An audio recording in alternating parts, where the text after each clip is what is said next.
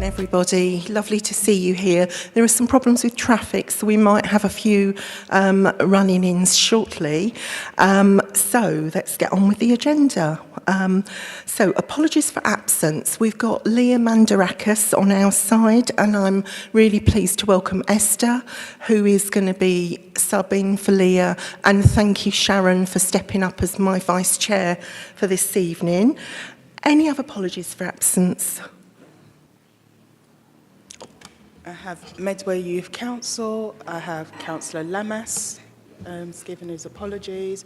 I also have our new Health Watch rep, Svahuni. She's given her apologies as well. And I believe Leanna Rogers as well. Okay, thank you, Stephanie. So let's go on. The minutes of the last meeting. I looked at this and sent it back to Stephanie. Has anyone, I hope you've all had a chance to look at it. May I sign it? Will you second it? Yep. Okay, thank you very much. So we're on swiftly to urgent matters arising or special circumstances. Nothing this evening, that's good. I know we've got one of these, which is disposable pecuniary interests or other significant whipping interest. Esther. Yeah, thank you. So just for transparency, I'm subbing today and we have just checked. You've heard me speak on my work before. I'm a senior leader for Lee Academy's Trust, and that obviously includes a number of the schools which are mentioned in the report, so Joseph Williamson Mathematical School, Lee Academy Raynham, 100 of Who Street Academy. In my role, I am director of the Lee Institute. Now, the Lee Institute is the organisation which runs Thames Gateway Teaching School Hub, which is also mentioned under the Early Career Teacher section, Kent and Medway Maths Hub, Kent and Medway Training, and, which one have I not said, the apprenticeships, our LAT apprenticeships provider. We sit as part of that on the Medway Education Partnership Group, but I don't attend that. My deputy, Faye McGill, attends that in my place. So that has been checked with Leanne and with Democratic Services, but just for transparency to share that all here. Thank you. Thank you, Esther. Anybody else? No? Okay. Well, this is my favourite meeting because we welcome our hard-working portfolio holders, and we're starting with Councillor Adam Price, who is in attendance this evening, and he's the portfolio holder for Children's Services and also Safeguarding. Welcome, Adam.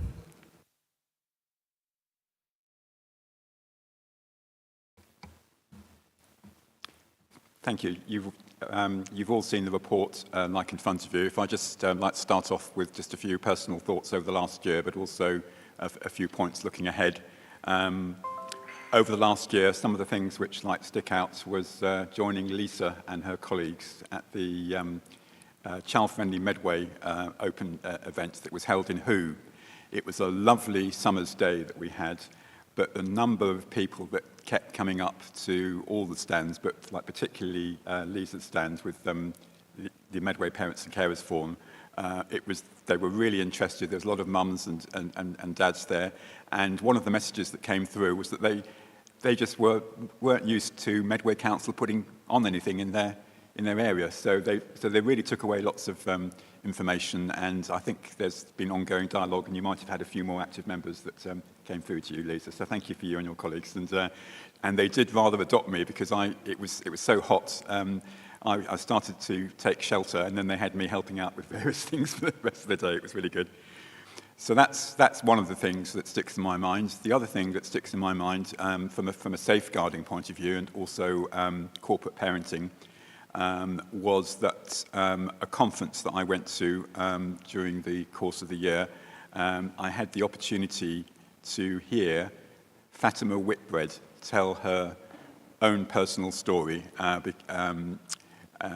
Basically, she was like discovered when a neighbour heard the cries of a child in a deserted flat, and that turned out to be her, and she went into residential care.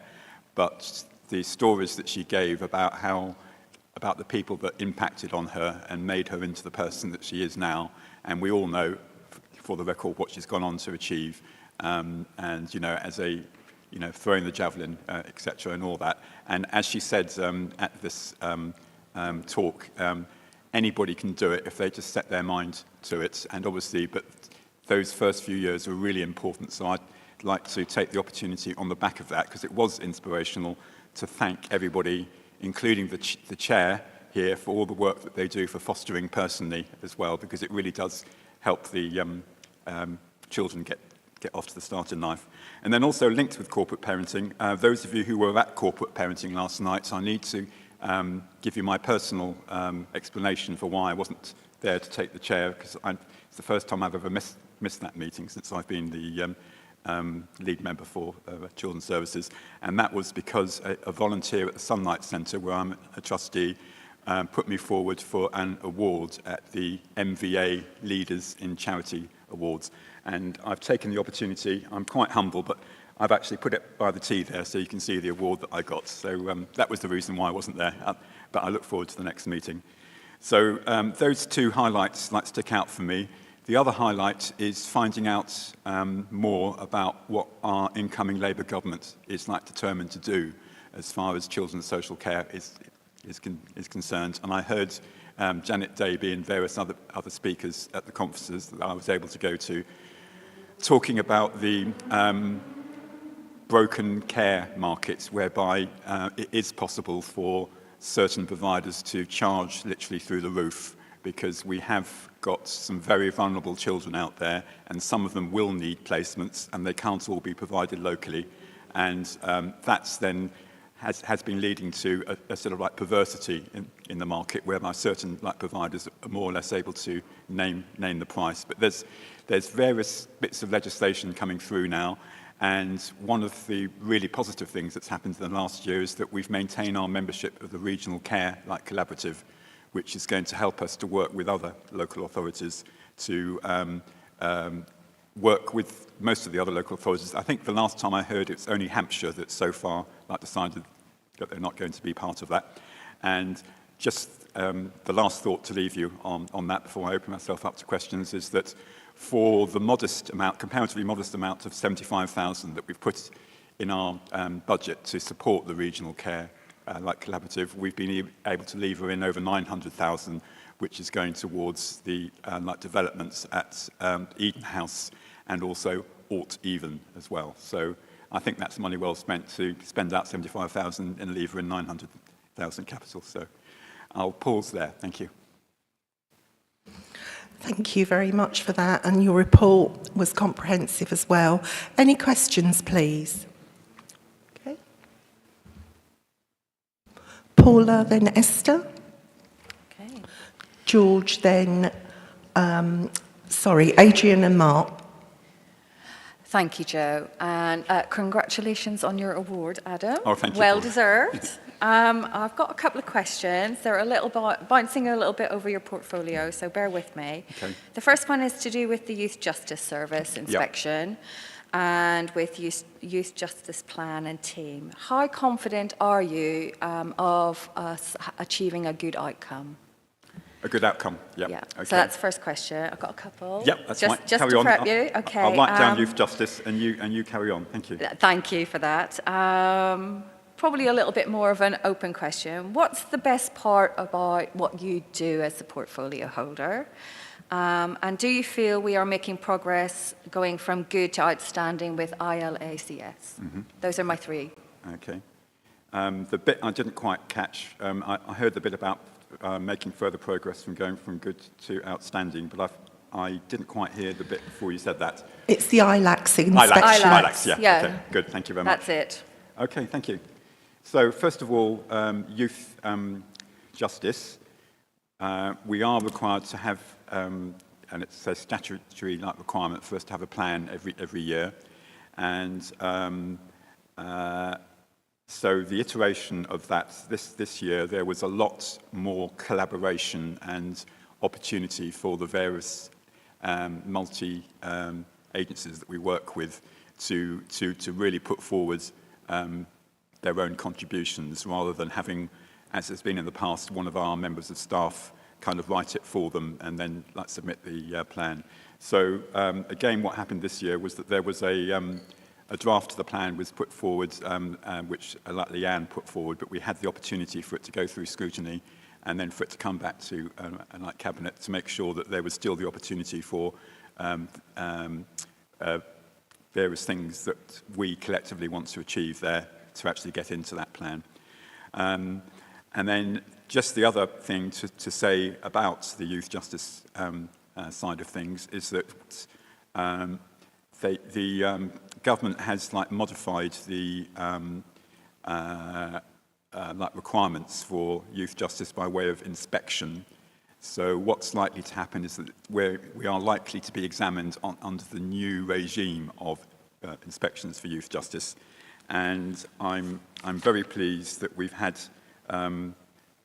Louise Morgan has been working with us, and she has she was previously involved in, I think, inspecting our area under the old system, and she actually did a mock inspection for us, which has led to a quite detailed plan of action in order to get us inspection ready. So, and then just to finally wrap up on the youth justice side of things, there's two things there. One is that we've got the new centre which is opened. I've not had the opportunity to go there yet, but it's under Oasis, so that's been a good development after the demise of Cookham Wood. And the other thing that I was going to say about the youth justice was that there was a cross-party workshop held actually in the Conservative group room, but I didn't demur that was where it was being held. We all know that we've got our RAC issues, and I'd like to thank the Conservative group for having allowed us to use that room. It did used to be the Labour group room as well, but education and children's services and youth justice isn't party political, but it was a good day that was held. A lot of representation there by all of the agencies, including the police, KCC people, etc. And we actually spent the good part of the first part of it in the morning as bringing each other up to speed, and then moving then into the Youth Justice Board. So that was a good use of time, and it was an in-person meeting. You can achieve so much more by meeting in person. We've all got used to meeting using Teams, etc. But that was an especially good day. So thank you for your question on that. Yes, please do. Yeah. Adam. So you mentioned about the collaborative work around the youth justice plan. What benefits do you think the co-production of that plan this year has brought to making the plan more robust? And what benefits has it brought for the youth justice team itself? Yeah, okay. First of all, you're asking about co-production. So I took the opportunity to go along to a training session about co-production, which was put on by our friends in the Medway Parents and Carers Forum. They've been doing it for several years now, haven't you, Isa? And so I understand more as a result of having gone to that training. The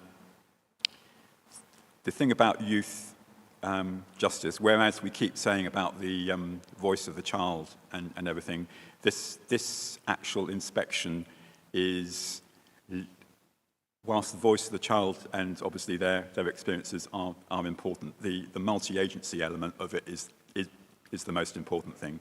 So I will get back to you in terms of what's actually happened on the co-production following this meeting to be able to give you the substantive answer to that question. Thank you. Moving on to ILACs, if I can. Yes. Is that okay? Thank you. Okay, well, one of the first very good things which actually happened, which you'll all recall now, since my group was fortunately able to get into the position of forming the administration, was that we had our ILACs Ofsted inspection in July 2023. Crikey, we're into 2025 now, so it still seems like yesterday. And once again, I'd like to pay tribute to all the work that had been put on by the previous administration as well as our administration. So that's officers and members. And I think I'll mention Josie Owl's name again, because she did do quite a lot of work, like sitting in my seat in order to get us to good. And not only did we manage to achieve good, apart from a couple of areas still requiring improvements, but not only did we manage to do that, but Ofsted left us with a byline, which is that children matter in Medway. And we've kept quoting that because that was like a freebie from Ofsted. But to me, that kind of like symbolises where we'd actually got to on that. So again, the requirements moving forward for ILAC's inspections, we're likely to get a focused visit. And there is also the possibility of a JTAI, which is a joint area like inspection, but I think it's likely to be a focused inspection. And what I've been very impressed and pleased about is I'd like to pay tribute to two officers in particular. So that's Kelly Cogger, who's managed to be appointed against taking into account competition for the internal appointments of our Assistant Director of Children's Social Care, and also Becky Cooper. So I receive the regular emails that go from both Becky, who's the head of improvements, and Kelly around prompts to the staff to be thinking of the areas that are likely to be, or, because we don't know what areas that they're going to be focusing on. But there was an email which kind of went through all of the areas that could be focused inspections, and that's been followed up by regular ones since then, whereby they've zoned in on one of those areas, and they've actually given some further prompts, links to further resources that staff can follow, and that does include all sorts of things which I've got written down here, and I can come back to if you want to later on. So actually, the main topics. One of them could be the front door, and linked to the front door, this is where the amazing work that goes on, which is like receiving all the contacts and like referrals. Both my colleague Tracy Coombs, who's just sat there, ready to come on after me, and myself, we thoroughly enjoyed and found very illuminating a visit that was arranged for us by the Acting Assistant Director, Kelly Cogger, which was to the SPA, Single Point of Access, and the MASH, which is the Multi-Agency Safeguarding Hub. And I was told that some of the staff there were a bit, sort of nervous about, what that was going to be. But we soon settled in. We realised that we're all human beings and we're all working towards the same end. And it was really comforting to me to know the safeguards which are in there as well. So there's no one member of staff in those teams that's left on their own to actually determine what the potential outcome of a referral that could have come from a child or a family, or it could have come from a school, etc. There's inbuilt mechanisms there whereby up to 3 or 4 other people look at that before it's then decided what's the best route for that. So that was very interesting, and I also was, and Tracy and I both came away with a firm impression that there's a lot of positive teamwork going on there. Everybody G's everybody else up, and they get support from their management. That was actually told to us as well. So that wasn't just kind of put on for the show. You could actually see that. Anyway, that's one of the topics. I'll just make shorter, I'll be quicker on the other topics. It could be, another topic could be children in need or subject to a protection plan. It could also be a topic, protection of vulnerable children from extra familial risk.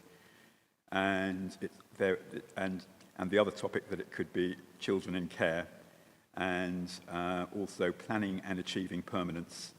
And of course, last but not least, our care leavers. So that gives you some idea. Thank you. Thank you, Adam. Esther? Yeah, thank you. Thank you for having me here today. And it was a real privilege to read the report. I think, I've made my feelings clear before that this is such an essential area, and there was so much in there that resonated. Both my questions are on very similar pages, page 24 and 25. I wanted to ask about in section 6.2.4, talking about numbers of adoption. And I was curious about the fact that, as well as nationally, figures not yet going back to pre-pandemic levels, and it spoke about delays in court proceedings and complexities of the needs of the children. And I just wondered what we in Medway were able to do to support overcoming those issues. Whether you could give us a bit more clarity on that, please. And then also, I sit on the Employment Matters Committee, and we talk often about recruitment and retention and the realities of that issue. And so it was really interesting, Chair, to see that coming through, because it's such a clear kind of crossover. And I was really curious in 6.3.6 around growing our own. I wondered about recruitment and retention and whether you felt, you know, that you were pleased with the progress that was happening there.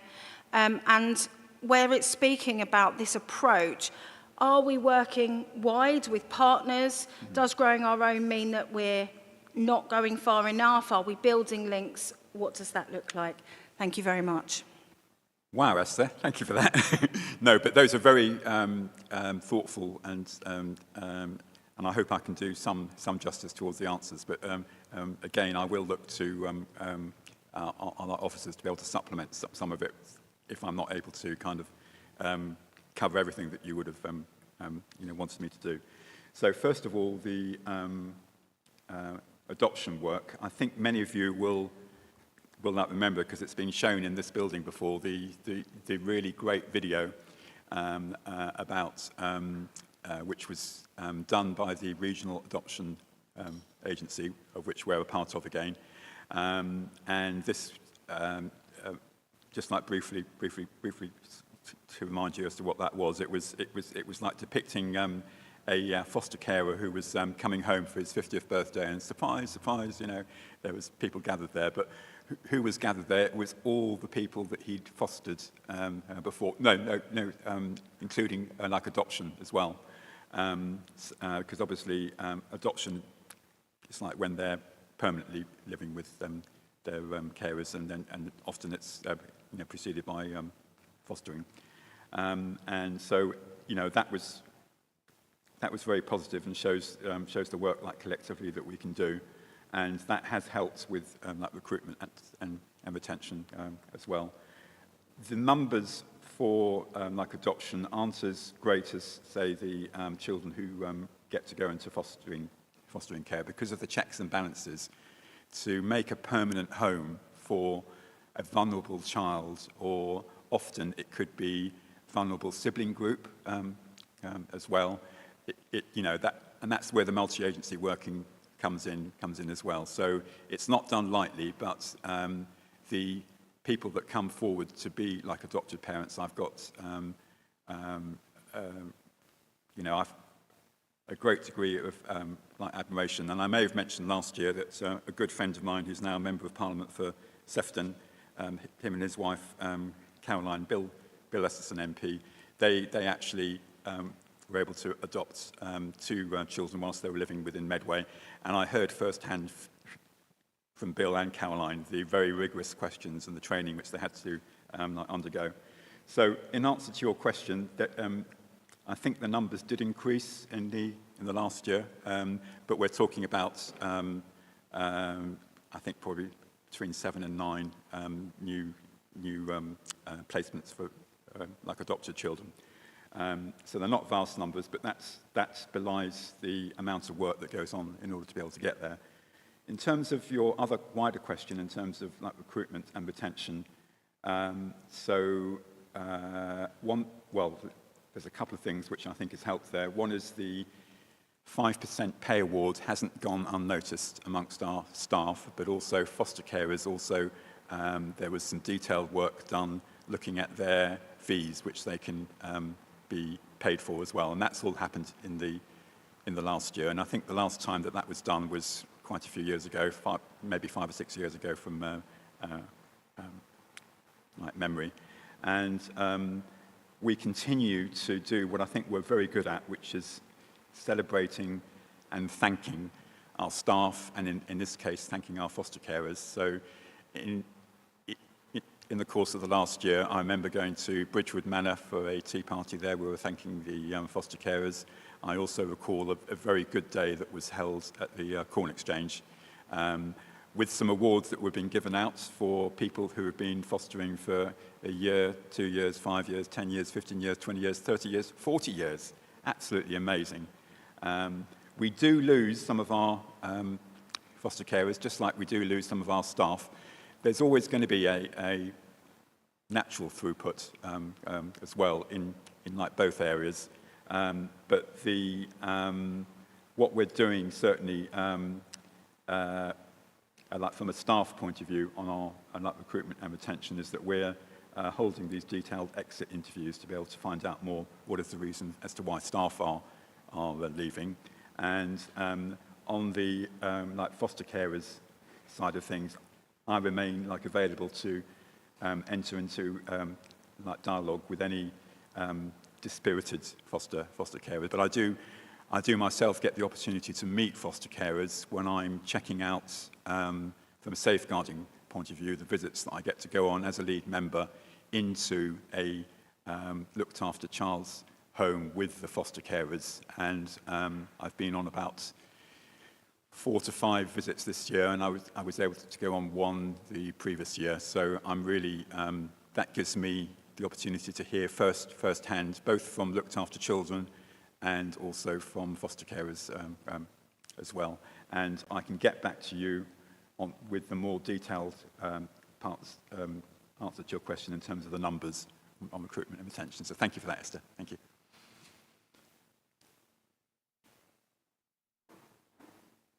Okay, thank you very much. Next, we go to George. Thank you, Jo, and thank you, Adam, for your report, and congratulations on your award. Very good to hear. I'm just going to focus from my side on the providing political leadership and challenge. A couple of points and questions, please. So just the first one on 4.1, obviously we've had a change in the year from the previous assistant director to an interim position.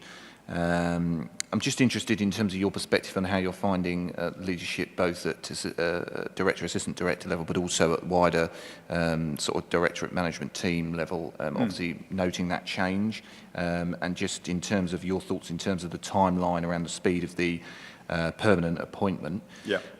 Then just in terms of the improvement board, which obviously was relaunched after the ILACS inspection, I'm just interested to see what your view is in terms of how progress is on that, and how you feel that that's supporting the drive to outstanding. I think you touched on some of that earlier on, but obviously, as we pointed out last week, obviously significant investment coming in the next financial year into children's services to drive to outstanding. So I'm just interested in terms of the continuous improvement board and any work that will be undertaking in order to sort of link in with the wider funding that's being driven through the budget.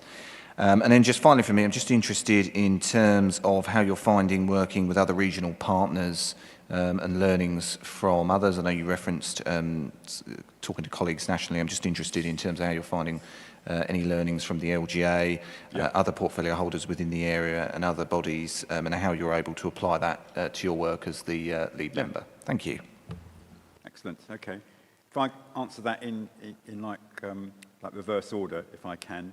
So the LGA does do a marvellous job, and it was before the previous year's annual being held to account that both myself, Councillor Tracy Coombs, Councillor Joe Hocroft-Scott and Councillor Leah Mandarakis went on the training which the LGA do put on for newly appointed members in like leadership positions, both within the administration and on scrutiny.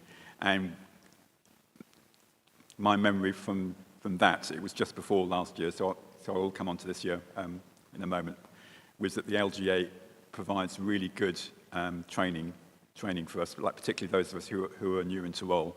But the main learning point, like for me, was the opportunity, and thanks to Jo for actually driving us in her car, for us to have conversations between the 4 of us on the way there and on the way back, because we don't often get that opportunity.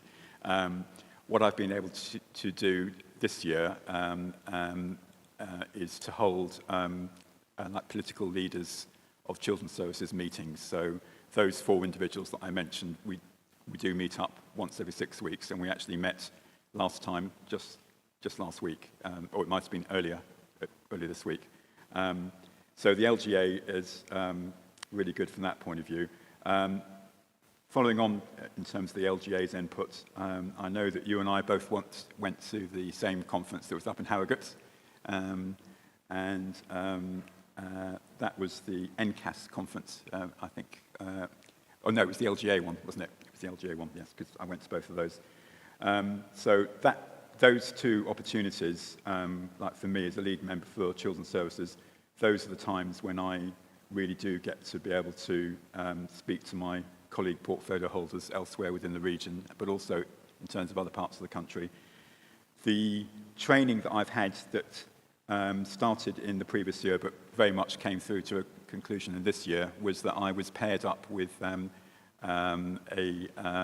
lead member from Rotherham Council, and she was my mentor for the course of several cycles of meetings that we had. And so that worked out really well because she's been in post maybe 2 to 3 years, a lot longer than me. And that's when we get the opportunity to be able to talk about our common challenges, which I've outlined in like some of the earlier answers.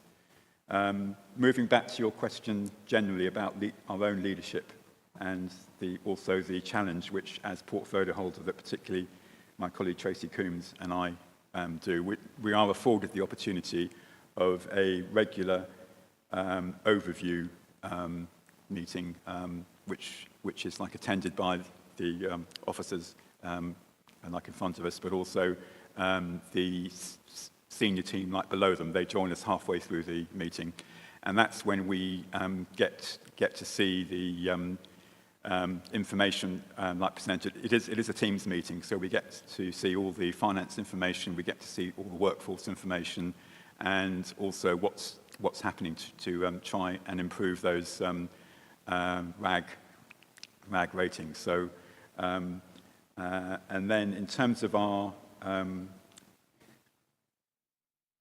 leadership in terms of children's social care, we all know that Donna Marriott, who was instrumental in terms of working with colleagues to be able to get good, that she went on a secondment to Jersey, and then after being there a few months, during which time she came, and I think she came with her colleagues to observe a meeting of the corporate parenting group as well. But shortly after that, we had Donna's resignation because she'd been offered a full-time permanent post. So I think that's really good news for Medway in terms of that we had the calibre of that candidate that would attract. I wouldn't say a neighbouring authority, but Channel Islands, it is another authority within the country, and that opportunity for her to go to on secondment like originally, we're still maintaining those working relationships with Jersey, and our thoughts at the time when it was just going to be the secondment with Donna being there, they're honouring those terms of that arrangement, that partnership we have between Medway and Jersey, because it's giving opportunities for our staff to go on short attachments over there, which, when you think how we're competing with Kent and Bexley, London boroughs, etc., anything that gives us the edge, I'm sure you will all share that that's going to be positive, because then staff are feeling not only are they being looked after in terms of their conditions of service, but they're being given the opportunity to test their skills and broaden their skills and experience by visiting somewhere like Jersey. So in terms of the plans to recruit permanently to the Assistant Director of Children's Social Care, our thoughts were very much that it would be spring, probably late spring, because the weather's been great. Perhaps spring has started earlier this year, but we're actually seeing the sunshine. So, and obviously would be encouraging our Kelly Cogger. I'm sure she won't need any encouragement to apply, but we'd be expecting her to see her application and to be tested against other individuals. And so I've already heard that Vince Maple wants to be part of that panel, but certainly Leanne and I will be part of that. And I know in the past there's been the opportunity for the Conservative group to be involved in that. I'm not sure whether that will happen this time, but I'll be able to get back to you on that. That's, I think, has answered both those questions. Thank you. And Adam, don't forget our lovely leadership meeting where we're in a triad with the outstanding Reading. No, Reading requires improvement, but also Hampshire. Yes. And we do that every 2 months collaboratively, which is my favourite meeting with you, Adam. That's right. And if I can just thank you for prompting me on that, because that's something which the LGA, like specifically Helen Watson's been doing, and we are linked with those two like authorities. I think it was Bracknell and also Reading. And we've had the opportunity to like submit in writing what our kind of self-like analysis is, but also to talk through with our colleagues and to answer questions. And I heard from like Leanne following that last meeting that we had, Joe, that word was getting around the region about, crikey, everything which is happening in Medway, because I was able to share with them about child-friendly Medway and what's been achieved there, and obviously our partnership working with the Medway Parents and Carers Forum, and there was quite a bit of envy from those two authorities and wanting to find out more. So, and thank you, Joe, for having been part of that as well. Thank you. Absolute pleasure. Adrian.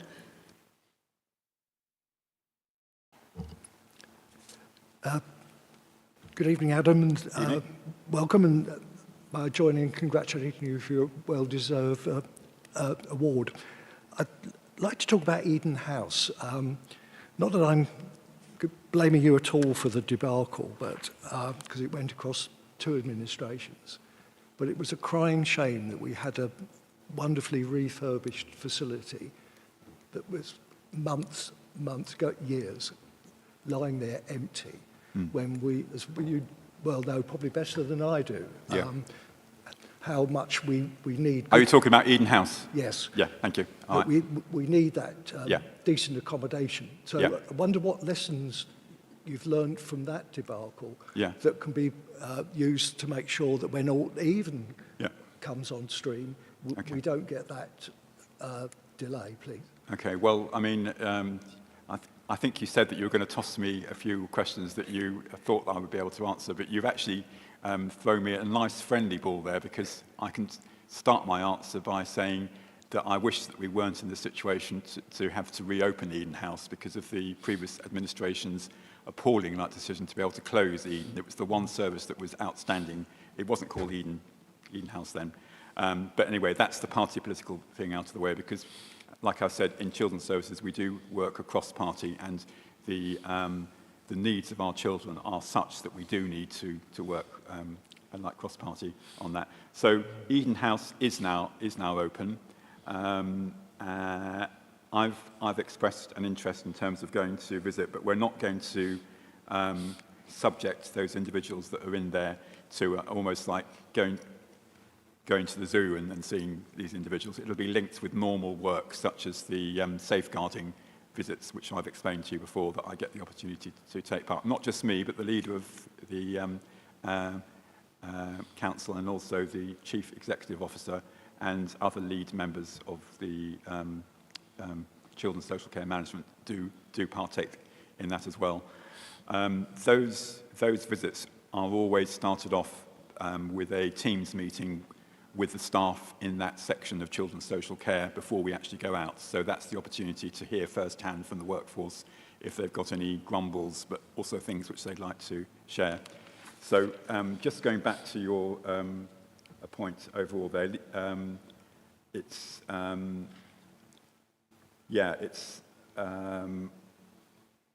Eden House, it was unfortunate that we couldn't open it as soon as we wanted to. That was purely, as I understand it, first of all, some difficulty in terms of getting the registered manager in place. We had, I think there was once or twice that we had the registered manager in place, and then there were, because of the delay that was being taken for Mostra to come and inspect, there was a bit of movement. We had to go out for adverts again. But to cut a long story short, Eden House is open now, but not only that, in answer to a previous question, due to our work with the regional care like collaborative, we're accelerating our investment in those services by having put £75,000 into next year's budget to be able to like support the regional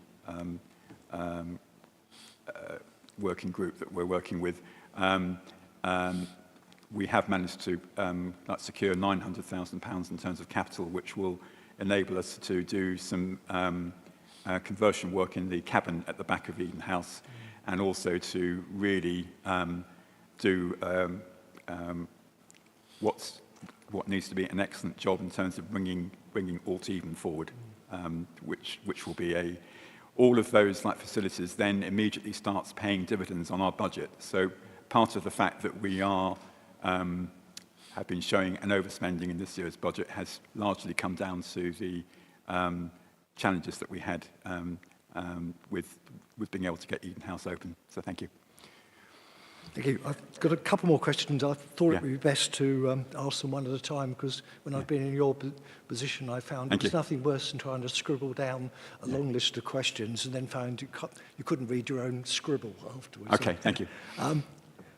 We'll have to beg to differ on the closure of Eden House, but we won't go on to that now. One of the things I noticed in the report that was good to see, that the youth services have been able to attract some external grant funding. Could you tell us how much that funding was and what it has been used for, please, Adam? Yes, I mean, if I had a bit longer, I could open up the email which just came round recently. But what I'll do is I will get that answer to you. Roy Smith, I'm sure, will be able to help me tell you about that. What I have agreed to do is to go with Roy Smith. It's meant some juggling of my diary because I was originally due to be going to the exploitation conference, but Roy's like particularly asked me as lead member to go with him to Birmingham for a peer meeting linked to youth services, which I think is going to pay dividends for Medway in the future. Due to the prudent work that we've done on the budget, which is involved with the team of like 25. Unlike Kent, we haven't closed our youth services, and they're still like flourishing. And I think it's really like important that we manage to continue with those. Thank you. Well, I certainly agree with that one. So having chaired the Community Safety Partnership, it's vital to keep young people busy. My final question is, what's happening with the rec room? It was supposed to be relocating, and nothing seems to be happening, Adam. So what's happening with the recce, do you say? The rec room. Oh, the rec room. I've forgotten what the rec room is, actually. It's a bit like me saying I'm not responsible for like community safety, which I think you were at one stage. Can you just spell that rec room, because I don't recognise it? Kelly, over to you. Kelly's going to come in. The rec room was the space. I'm going to defer to Kelly. Thank you. The rec room was a space that we used within the youth service at the Pentagon. We're always continuing conversations around the space. We've identified a space and the work is ongoing with that at the moment. In respect to some of the funding that we've received from the youth service, we've got our new electric van that you would have seen driving around Medway and in lots of photos on social media. So some of the funding that came in has supported the buying of that. We're part of the Reachable Moments projects in A&Es across Medway and Kent that we've supported, and the funding from that's come from VRU. Our Reachable Moment at Medway Maritime has really supported Medway Youth Service to take that model and support other local authorities in taking that into their A&Es, Thanet being one. Yes, thank you for that, Kelly, but it would be nice to see because when I was portfolio holder for properties, I think we spent well over £20,000 in removing the asbestos from one of the units on the ground floor of the Pentagon for the rec room to go in, and it's rather disappointing that nothing's happened since. Okay, we've got a list of people, we're just a bit over time, so I'm going to say, can you just do one question each, please? So Mark Smither are next. Mark first. Thank you, Chair. Adam, congratulations on your award yesterday. My question It is more to do with something that came up yesterday at corporate parenting. I know you weren't there, so I don't expect you to have the answer. But when we're speaking to care leads about accommodation, and ask the question, what is suitable accommodation? The statutory suitable accommodation, and whether we would send our own children to accommodation that's deemed suitable. It came up that potentially that a number of the properties where our care leavers are going into are not really suitable. I just wondered if you could find out the number of properties. So we've got 180 children in accommodation. I'm hoping it's a low number, but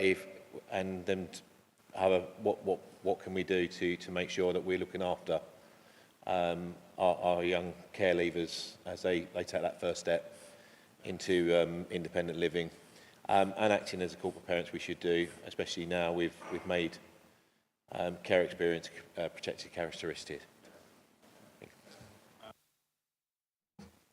Yeah, thank you, Mark, for that question. I did have a slight warning of the question, having had a one-to-one meeting with Kelly, who was able to feed back from corporate parenting yesterday. So I kind of had some inkling that that question might come up. So all I would say on that, first of all, is that the way, as you know, that we've structured the work of the corporate parenting board is that we have subgroups. So I'm immediately going to take back what happened at the meeting I wasn't able to get to make sure that is fully discussed in the housing subgroup of the corporate parenting. But also, I would just be frank to you, towards you, and say that housing is a challenging area. First of all, in terms of children, generally, I think it's something like 900 of our children within Medway are living in some form of temporary housing, which is 900 too many. But what I do know from my colleague, Councillor Llewellyn Prenter, that's taken over from former Councillor Shaba Khan, is that strides are being made in terms of housing. So first of all, from the local plan, all the work that's being done on local plan, and obviously looked after children are given a very high level of priority for any vacancy like accommodation which comes up. Sometimes the timescales whereby someone needs to be able to go into accommodation like that prohibits it being quite at the level that we would want, initially. So I understand that there was some discussion amongst our looked after children sort of representatives on the corporate parenting, almost kind of sharing the sort of quality which they're enjoying. And I understand that ranges from one of our looked after children who's an apprentice with us and the Young Lives Foundation, who's been doing that role for a while, is in a first-class new apartment very close to Asda. But also there are some who, in common with members, with residents in my ward as well, find that they're in temporary housing, which the standards aren't what we would want for our own children, let alone for fellow residents within our wards. So all I can say is that I'm pleased that corporate parenting allows for issues like this to be able to surface, and I will be following up on it. Even though I'd like to thank Joe for chairing that meeting, and thank you, Kelly, for feeding that back to me, and Mark for you reinforcing it. So thank you. Yeah. Thank you. Chair, I just wonder whether James would like to bring in about the young inspectors that's directly linked to our housing accommodation for care leavers. Yeah, just linked to the issues you're raising, we've started a young inspectors programme, and the ambition is we will use care leavers to go in and look at all our supported accommodation and care leavers accommodation. So it's not just ourselves as a council looking at it from an officer level. We've got people that are going in and judging what those standards are and helping inform as to whether we'll use those providers. So we've got 4 people that are all former care leavers already signed up. They are due to do their visits after Easter, their first round of visits, and they came along with us at our supported accommodation forum. We have now a forum for all supported accommodation providers in Medway, and they came along to that to kind of listen to providers and engage with providers. So that's a sort of direct link to what you're saying about actually it's not just us judging the standard of accommodation, but we're getting care leavers come in and say that's not good enough, you're going to need to improve that if we're going to use you as a provider. So I think that's a really positive thing, and they're getting quite a lot out of it as well with regards to kind of giving back and seeing what they think is acceptable and what it's not. So it's in its infancy, but it is underway, and I say after Easter they're going to do their first round of visits. Thank you. A brilliant piece of co-production, I think, as well. I've got Sharon and Liz next. Sharon first. Thank you, Chair. First of all, can I congratulate you on your really well-deserved award. And I'm going to be really quick because Mark just picked up on my question that I was going to ask. But I also wanted cross-party working. Yeah, corporate sitting parenting. on the subcommittee for housing. But I just wanted, before I got to that question, I was going to say that I'm really pleased as an ex-foster carer and adoptive parent that, you know, we've added 326,000 to the fostering improvement packages. It's been brought to my attention that we're now bringing foster carers are coming back to Medway after being with private agencies and other councils because of the support that they've heard that's going on in Medway with the Mockingbird project, and as you mentioned, the partnership with the adoption services, it's getting out there and people are wanting to come back, which is good. And I also wanted to thank officers and you and Young Lives and Medway Children and Young People Council for the reverse buddies scheme, because I think that, and I'm sure Mark will agree, is where we're going to get the questions like you needed to ask, and children really feeling, and young care leavers really feeling empowered to talk about issues that they haven't talked about before. So I think hats off to everybody involved in the reverse buddy scheme, because I think it's going to bring us some challenges, but they're challenges that we will accomplish and get over and be a much better service for that. But my question was already answered, so there you go.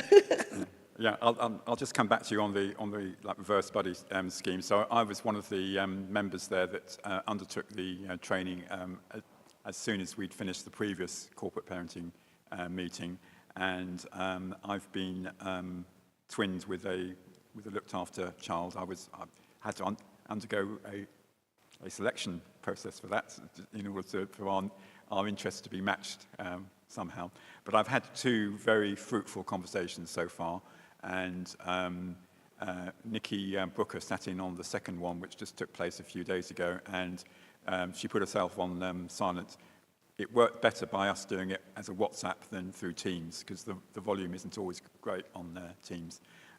But she like assured both me and the looked after child that I'm paired with that she was more than happy to leave the 2 of us to continue our fortnightly discussions, but it be reviewed in about 3 months' time.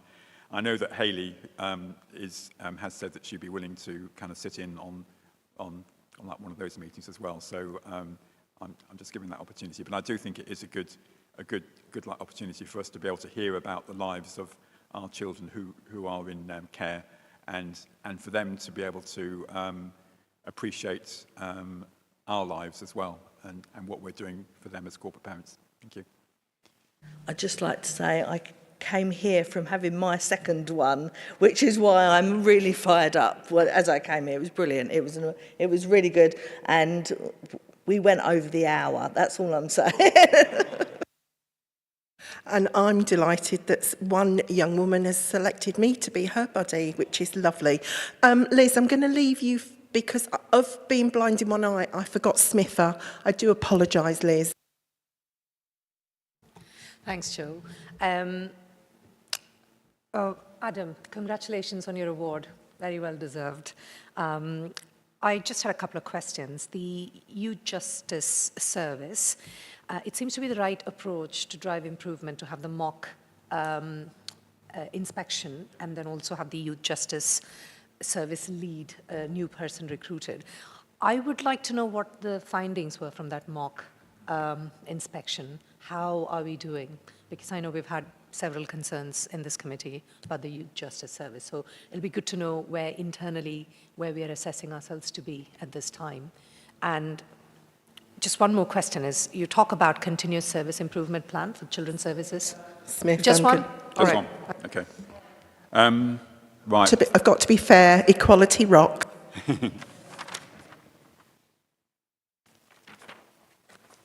Okay, I think I will defer to Kelly on that answer to be able to give more of a detailed answer than I'm able to sat here at the moment. Thank you. So we wanted to look at our service in the youth justice to know where we were to support us with our inspection prep. And with youth justice moving into children's and passing over to our head of corporate parenting and youth justice, it was a good time for us to understand what was needed. What we identified was with the new audit inspection regime that was coming in, we needed to look at the staffing establishment. So one of the things that was identified that was we really needed to make that stronger for the service.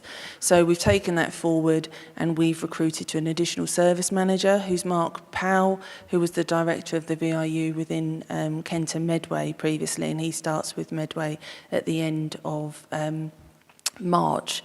One of the areas of focus for us is our Youth Justice Board, which Celia chairs and is driving that forward for us. We held a workshop with a multi-agency workshop to look at the work that was needed with the board to ensure that all partners were taking an active part within youth justice across Medway.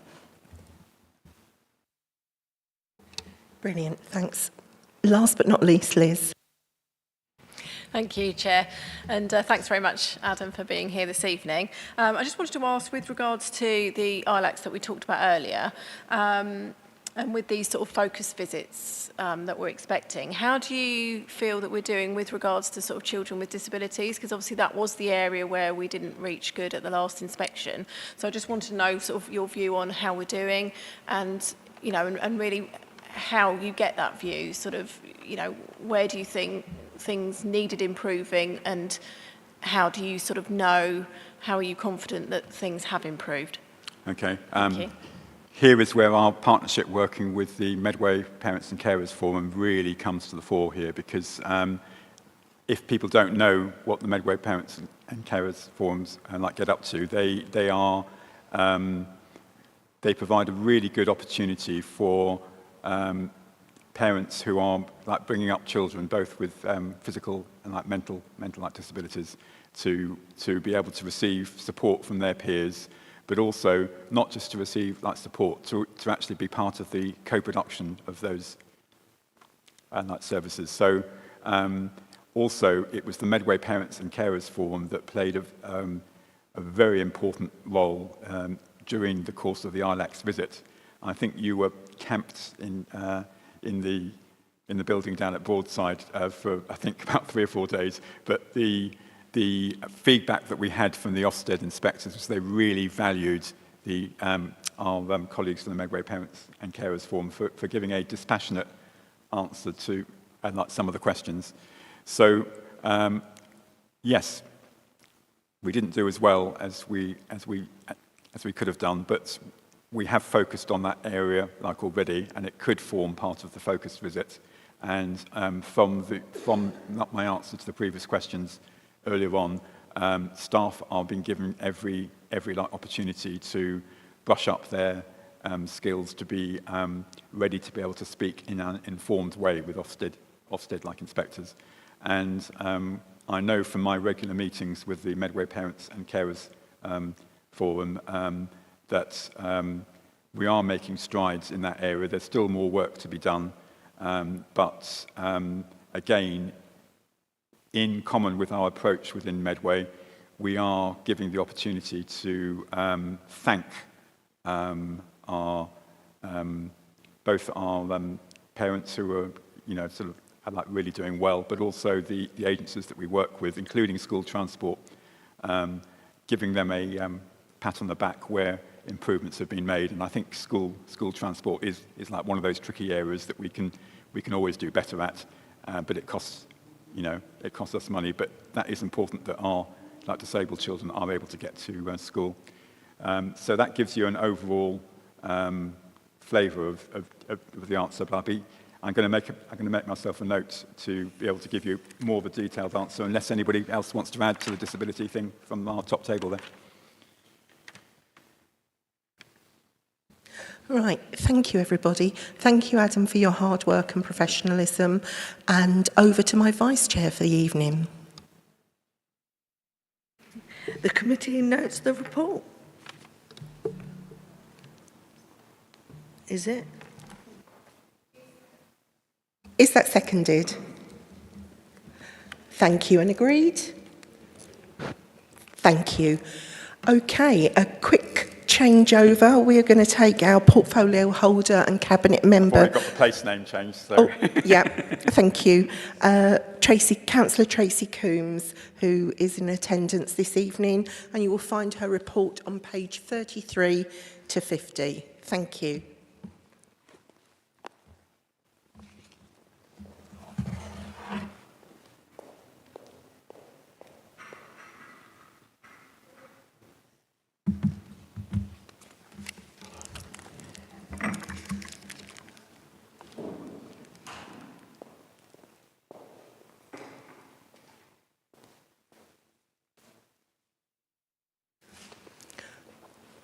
Welcome, Tracy. Thank you.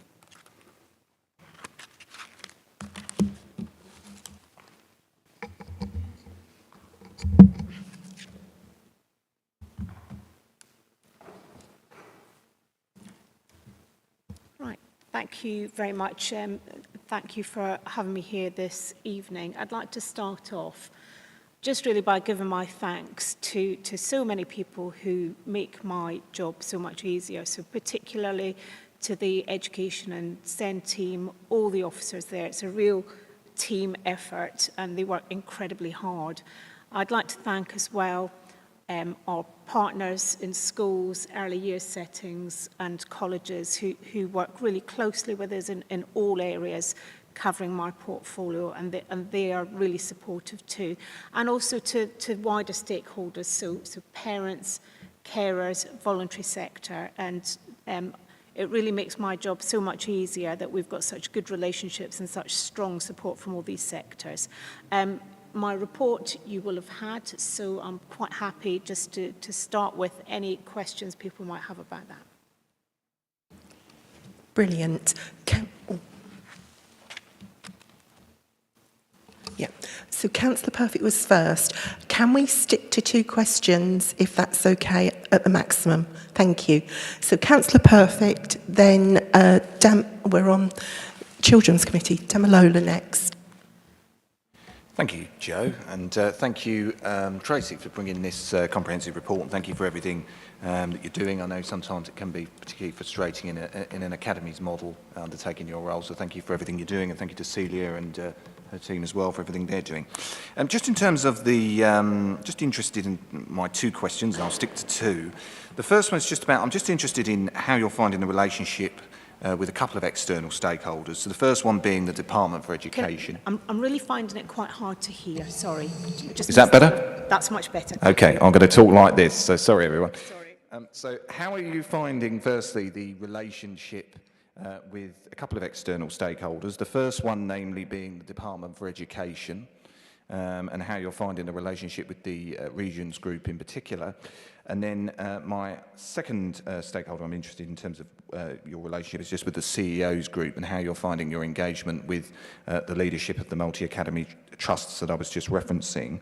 And then secondly, I'm just interested, obviously, there were some elements of Councillor Price's portfolio that have been moved into yours at the changeover earlier at the beginning of the municipal year.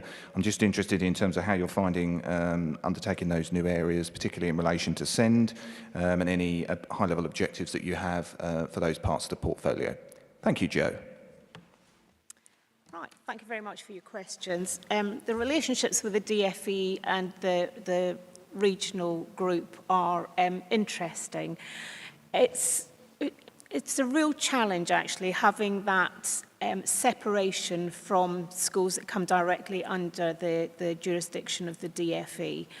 However, we have got really good working relationships with all our schools, I'm very pleased to see. So despite we don't necessarily get the support and challenge from the regional director to these schools, we have officers who have very good relationships, so they have regular meetings with CEOs and with head teachers, and they have quite open and frank conversations about the kind of issues that are faced, both in terms of us, the local authority, and the school. And they're on the whole, very supportive of that process. Now, I'm also part of the Medway Education Partnership Group, so I have direct links with representatives from the different sectors, so primary, secondary, special schools, and other stakeholders there. So I have a direct line to them, and I can hear about their concerns. Now, interestingly, we are meeting with the regional director later this month. And the whole reason behind that was because of because of that relationship and the I guess, lack of power we have really to tell academies what to do. We just can't. It comes directly from the DFE. So we're having a meeting later this month with the regional director where we will be discussing things about holding academies and schools to account in a meaningful way, in a way that leads to change of outcomes for young people, how that makes improvements to the lives and the academic achievements of young people in Medway. So, you know, it's an unusual relationship. It's an unusual situation. And in my professional life, I didn't have that dichotomy because I never was head of an academy. I always had that very direct relationship with the school. The second part of your question, in terms of SEND, I've really enjoyed having this additional part of my portfolio, and it just matches up really well. It's just impossible to think of education without considering special educational needs and disabilities in schools. They're just so intrinsically interlinked. And I've been to many special schools in Medway, talk with the CEOs of, for example, Rivermead Inclusive Trust, who's special schools and expanding in Medway, and meeting young people there. And there are different challenges in special schools. And in fact, it's a challenge to make sure that we are getting the right provision for our children in Medway, making sure that they are in the schools that are best suited to their needs. And that is a challenge. It's a challenge that we're still working on. But I'm very much enjoying that side of my portfolio. So thank you. Okay, thank you very much. Now, Demola. Thank you, Chair. Thanks, Tracy, for your report. Just two questions from me. So the first question was, what are your main concerns about the education system in Medway, and how have you positively impacted these areas since becoming a portfolio holder? The second question was, what actions are you taking to close the gap between children who receive EHCPs and children who do not?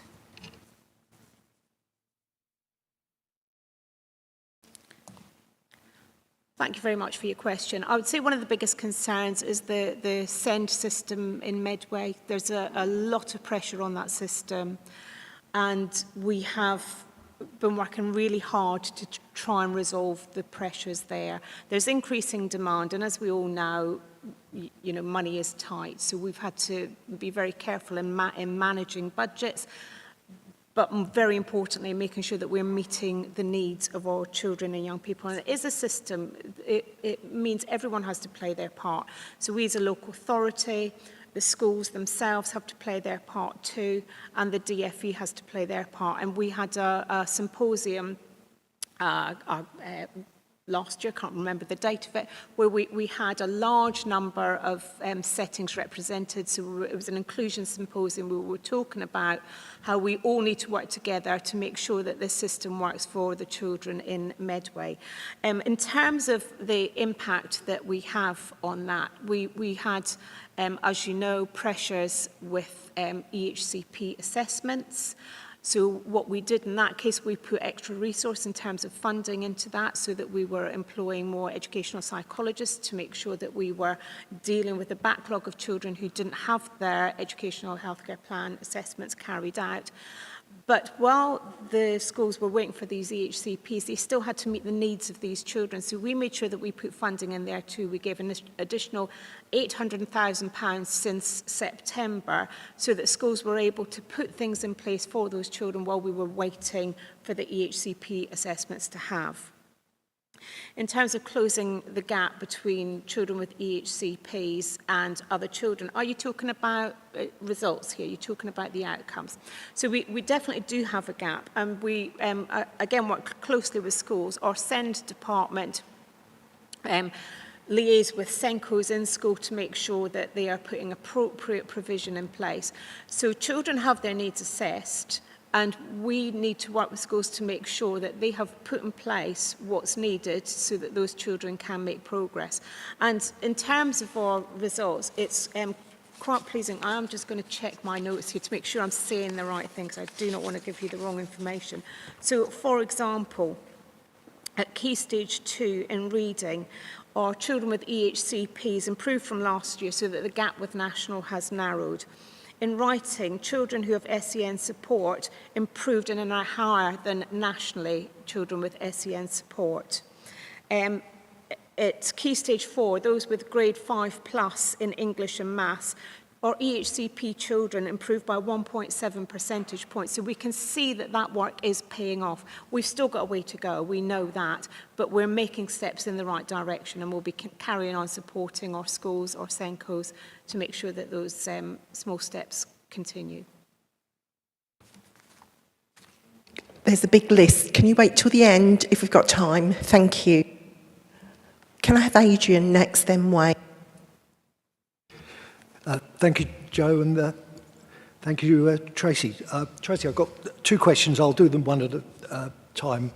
The first one concerns the amount of increasing number of children that we've, says in your report, that are being home educated. There's two issues that worry me there. One is safeguarding, and the other one is the quality of the education itself. I mean, we all must have been horrified that in the last few weeks there was that case of a young child who was so brutally beaten at home that she died. I'm sure if that child had been at school, that would have been spotted before it got to that stage. And I just shudder to think that something like that could happen here in Medway.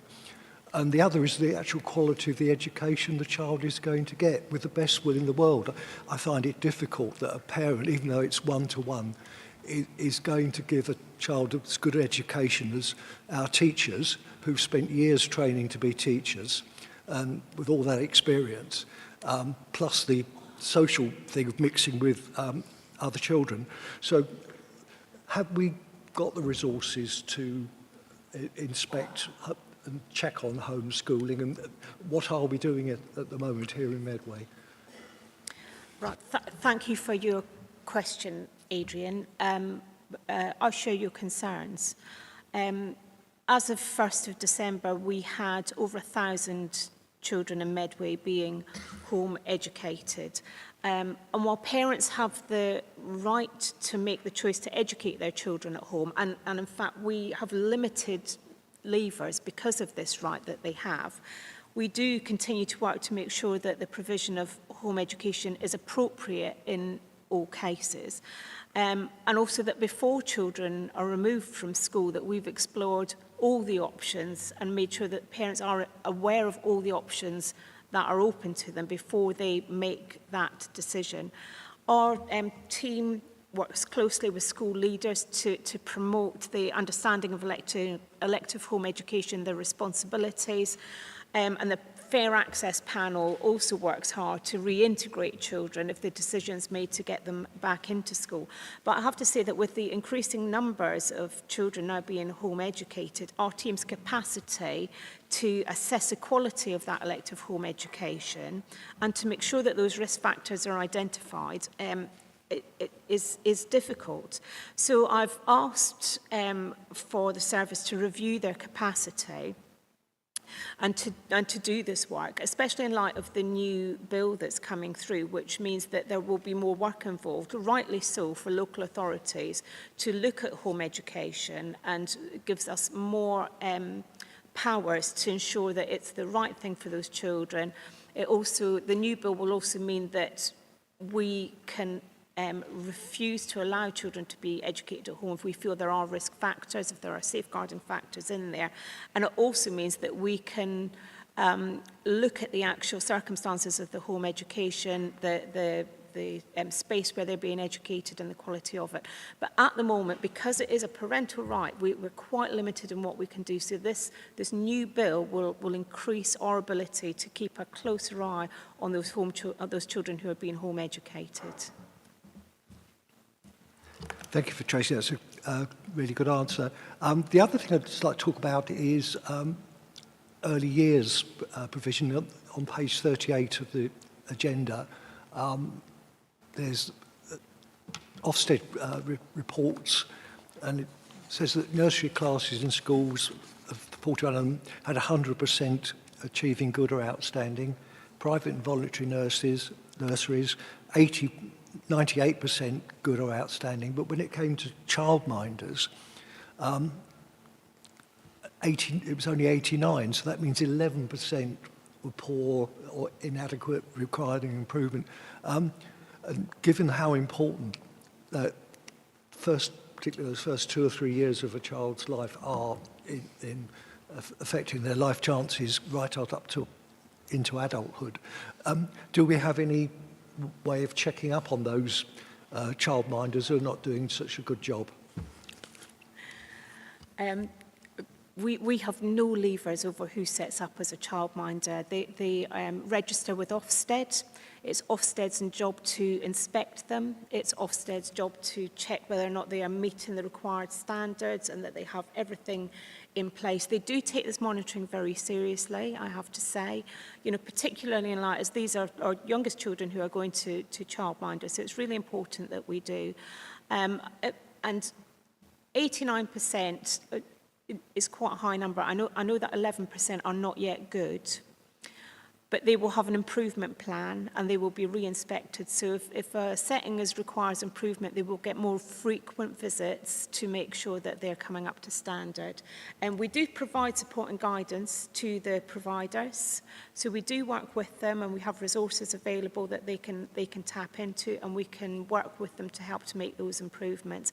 But this is absolutely an Ofsted power to look at and to register childminders. Thank you. Wayne? Thank you, Chair. Thank you, Tracy, for coming this evening to face scrutiny from us lot. So please bear with me whilst I go into my first question, because there's a bit of a causal link. So paragraph 7.3, Medway's seen an improvement of 7.6% in respect to persistent absence rates. Whilst that's good, sadly, that's still behind the national average, which is an all too familiar theme for our children in the education system, because we heard at our recent CYP meeting, and it's also detailed within your report, that the exam results are still low and the levels of numeracy and literacy are still below the national average. So what is it that you're doing to ensure that this is improved beyond those detailed in the report? Because really, from what I've seen within that report, it's just given a headline soundbite, such as continued focus on numeracy and literacy. So what is it we're actually doing to improve that? So that's the first question. I don't know if you want to answer that one first. Thank you very much. So in terms of absence, our absence rates have improved. We still have a very small number of persistent absences. This relates to a small number of children. But overall, our attendance rate has improved and is in line with the national average. We do work very closely with schools, though. We have our attendance advisory service, and we're part of a larger group which covers Kent and Medway, where we share good practice and we work with schools to improve attendance. This includes working specifically with individual families to help them and support them to get their children into school more regularly. And we are seeing an impact on this.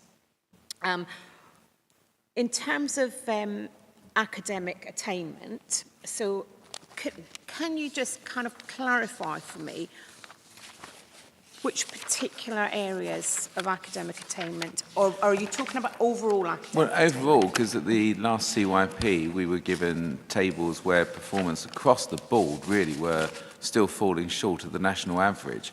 And as I say, I focused on the numeracy and literacy within my question in particular, because that's, again, detailed in the report, still being below the national average. So I'm just wondering, because your report says continued focus on numeracy and literacy, so what is it?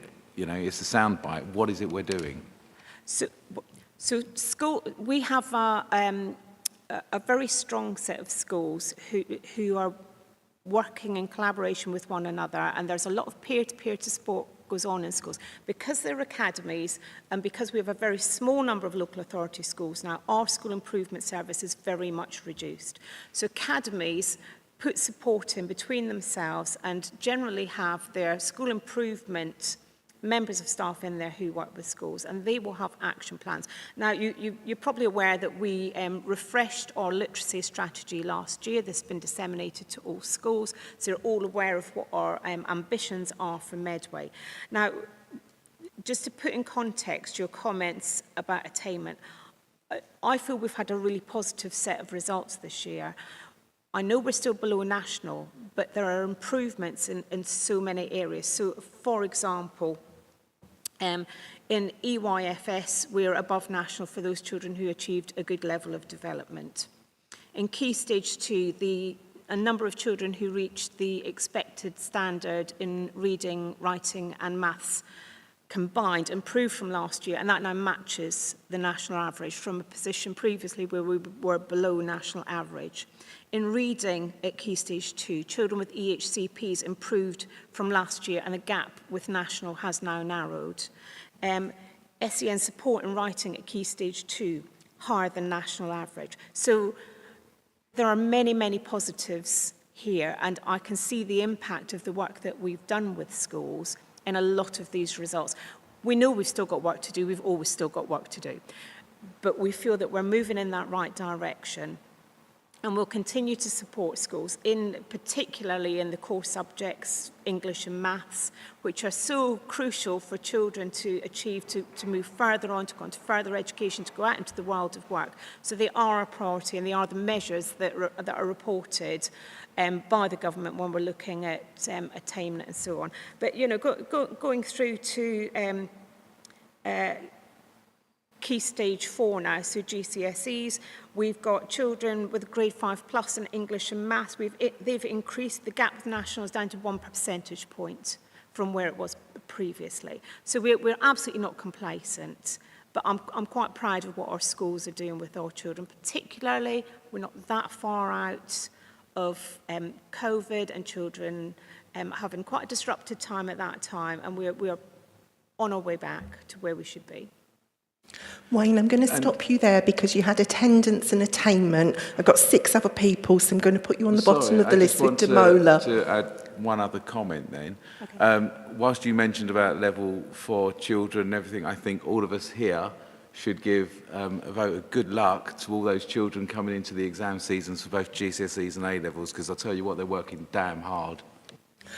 And that's why children matter in Medway. They are a credit to us. We were at the youth conference. Adam invited me, and I've never seen such a lovely turnout, but all the schools were represented, including Abbey Court, Bradfields, Rivermead. You know, it was fabulous. Okay, so next please is Lenny, then Liz. Thank you, Chair. Thank you, Councillor, for your report. It's appreciated. And I think there's things you mentioned in there, such as system leadership being strong, and obviously being a head teacher in Medway, observe MEPG and zone meetings. I think the challenge of the amount of academies, I think you're doing a great job, and your team are as well. Thank you. I want to go back to Councillor Galvin's point about home education, please. Is there a follow-up on specific reasons? You mentioned about, in the report, due to challenges in the education setting. Is it tracked on what those challenges are that parents reference? And a second part of that is, do we track the contextual data? For example, it's more Key Stage 2 children or Key Stage 1 children that are home educated, or secondary age children? Yeah, those are my two questions, please. Thank you very much. We're going to be setting up a focus group on this, because we do need to delve further into it, particularly with the changes that are about to be coming up with the new children's bill that's going to be coming into force. And we need to make sure that we are ready for that.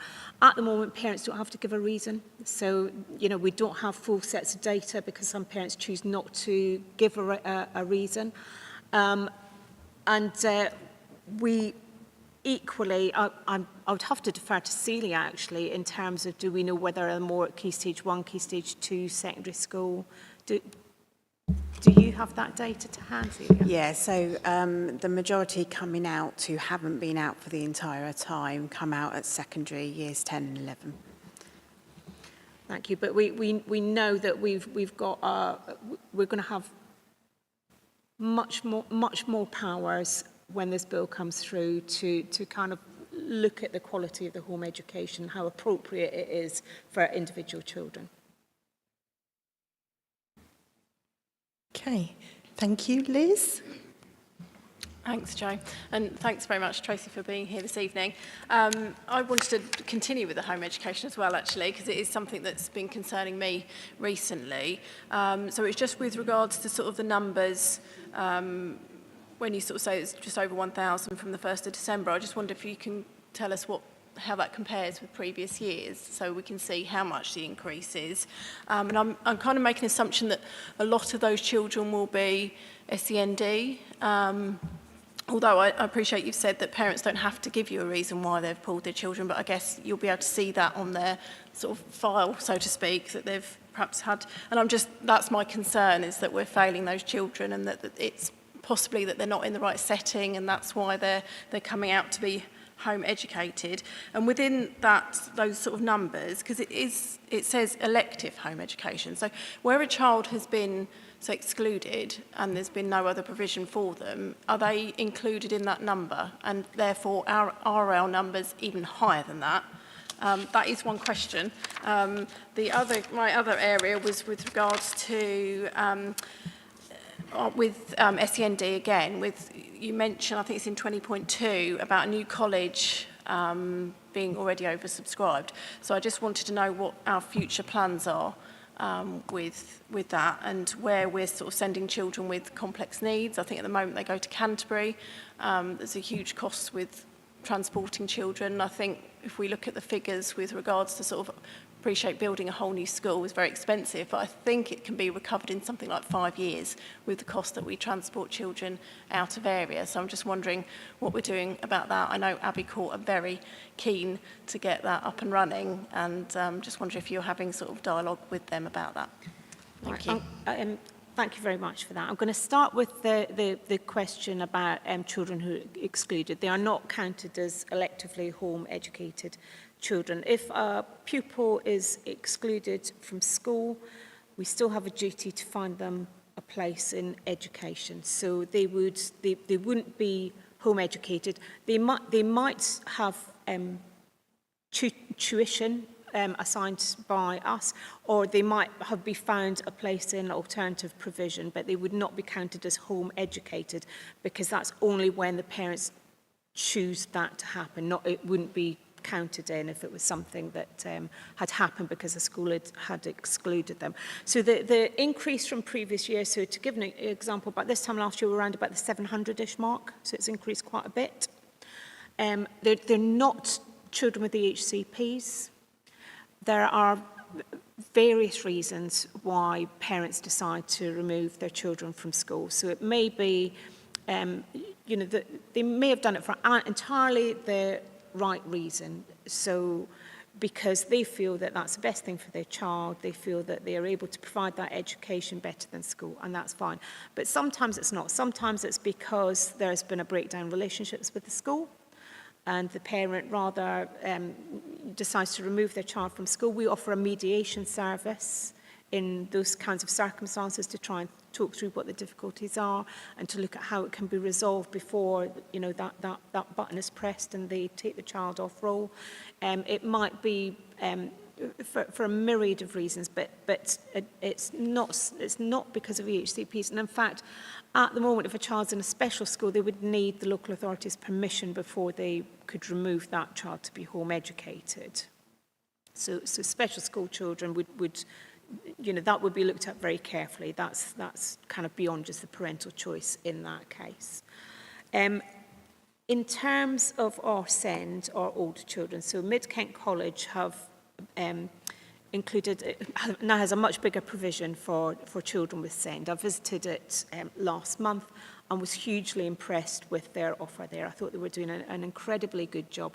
Spoke to some of the young people who were there, and the difference that they saw from how things were when they were at school and how things are now in college. They couldn't have been happier with the changes that were there. So I was very impressed with that. But we have a large number of children who want to go to Mid-Kent College. And part of the oversubscription is more down to the not the SEND offer, but the general young population who want to go to Mid-Kent College rather than to stay on in sixth form at school and so on. We are working at them. The provision has more than doubled since COVID, so we have increased it. It's more than 280 young people who are catered for there. In terms of building new schools for SEND, we are looking at 2 new SEND schools. We are not looking at a post-16 provision school in Medway currently, though. Thank you. Next we have Mark, then Smither. Thank you, Chair. Recently published the numbers of people achieving their secondary school placing, and one of the numbers that came up, that 96% got one of their choices. Looking at numbers, you're looking around 140 that didn't.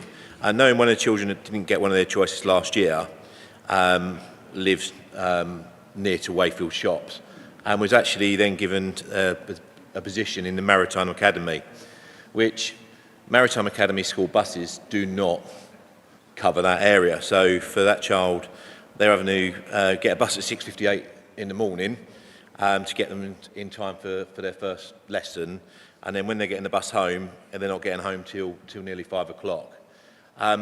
What provisions are being made to make sure that we're taking into consideration where we're placing these children?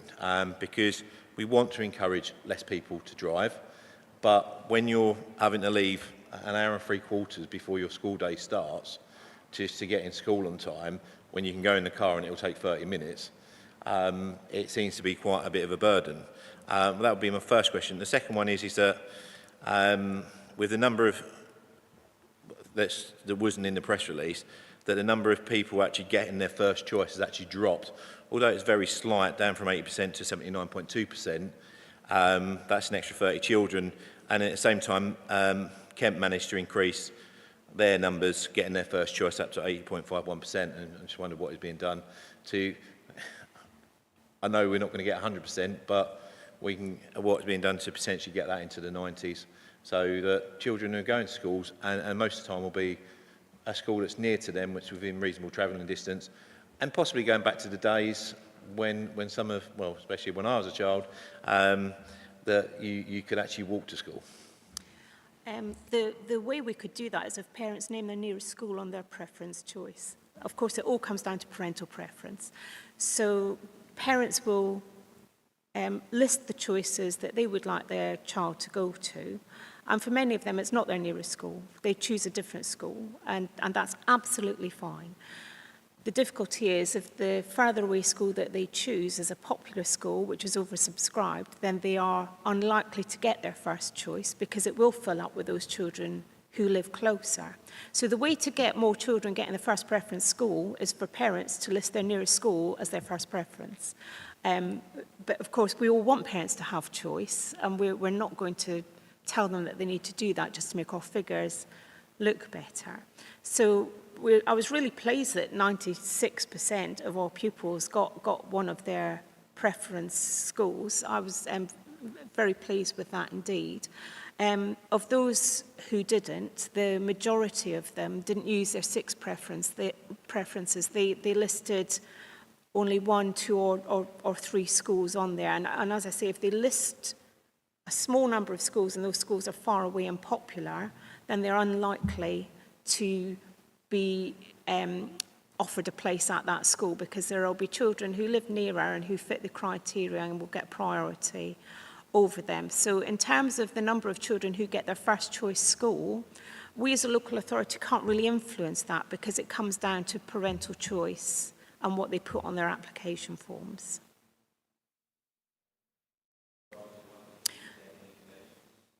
So they will have been offered a school. Of course, we would like all children to be able to get one of their preferred schools. If they haven't got one of their preferred schools, then they will have been given information about how the appeals process works. And we do expect some movement in pupils between now and September. Things will change, so more children will be able to get into the school. But as I say, of those children who didn't get any of their preferences, for example, 50 of them only listed 1 school. So that accounts for a large number of those children who did not get one of their preferences. There's also, some parents will have listed school that the children are eligible for. So, for example, they'll have listed grammar schools when they didn't pass the Medway test, or they'll have listed Brompton Academy when the child hasn't sat the fair banding assessment, which you need to do to get into Brompton Academy. There will be different reasons. It's early days. I mean, the results have just come out this week, and we'll be looking in more detail at those individuals. But at the moment, the detail that I have are the breakdown in terms of the number of schools that were listed on that preference form, and that's quite a large contributor.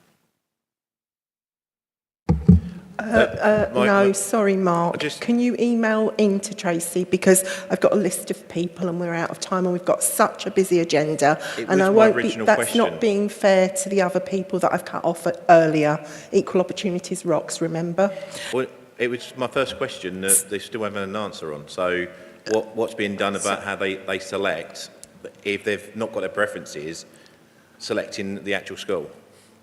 So they are, every child gets an offer. I'm sorry, that's been answered. If you're not happy, email Tracy. Thank you very much. I've got Smitha, then Esther, then I'm going to stop with Paula. Thank you. Thanks, Jo.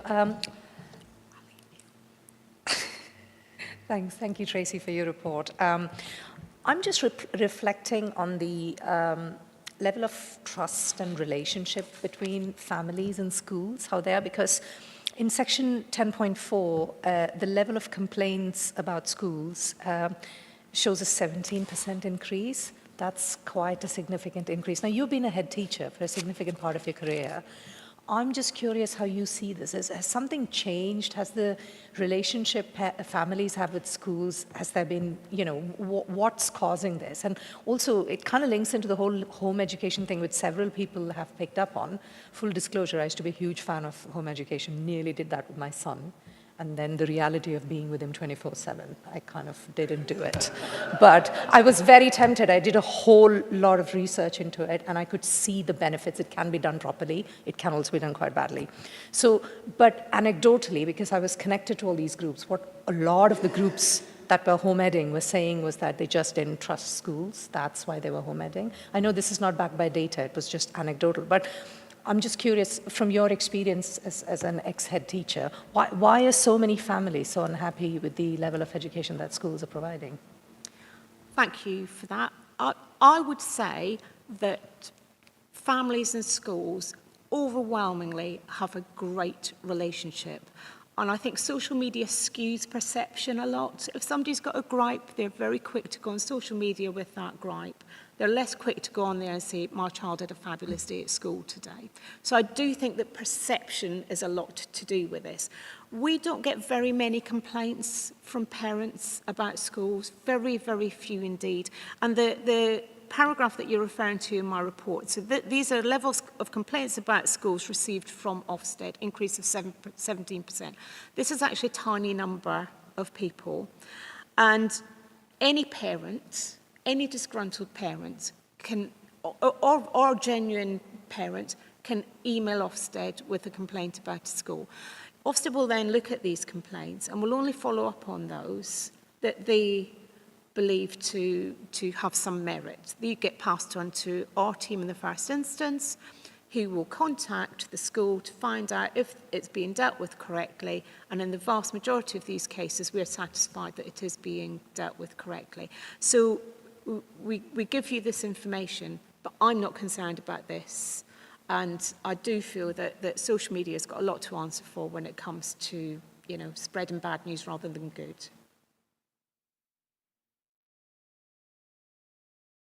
Thank you. Esther, then Paula. Thank you. Thank you so much for the report, Tracy. It was really joyful to see the expertise behind what you wrote, and I think, you know, it's a really special position we're in as a council to have somebody that knows the industry as well as you do in the position that you're in. So thank you very, very much. I'm curious about 12.6 and the changes to Ofsted. So all the way through the report, you're talking about good education, obviously using the language of supporting and monitoring schools in RI, but we obviously know consultation closes at the end of April. We're all talking about the implication of the toolkit and what that will mean. So what's the council doing to start to prepare us for what monitoring and scrutiny and assessment of school performance might look like under a new future with Ofsted? Thank you. I'm going to defer this one to Celia. Sorry about that.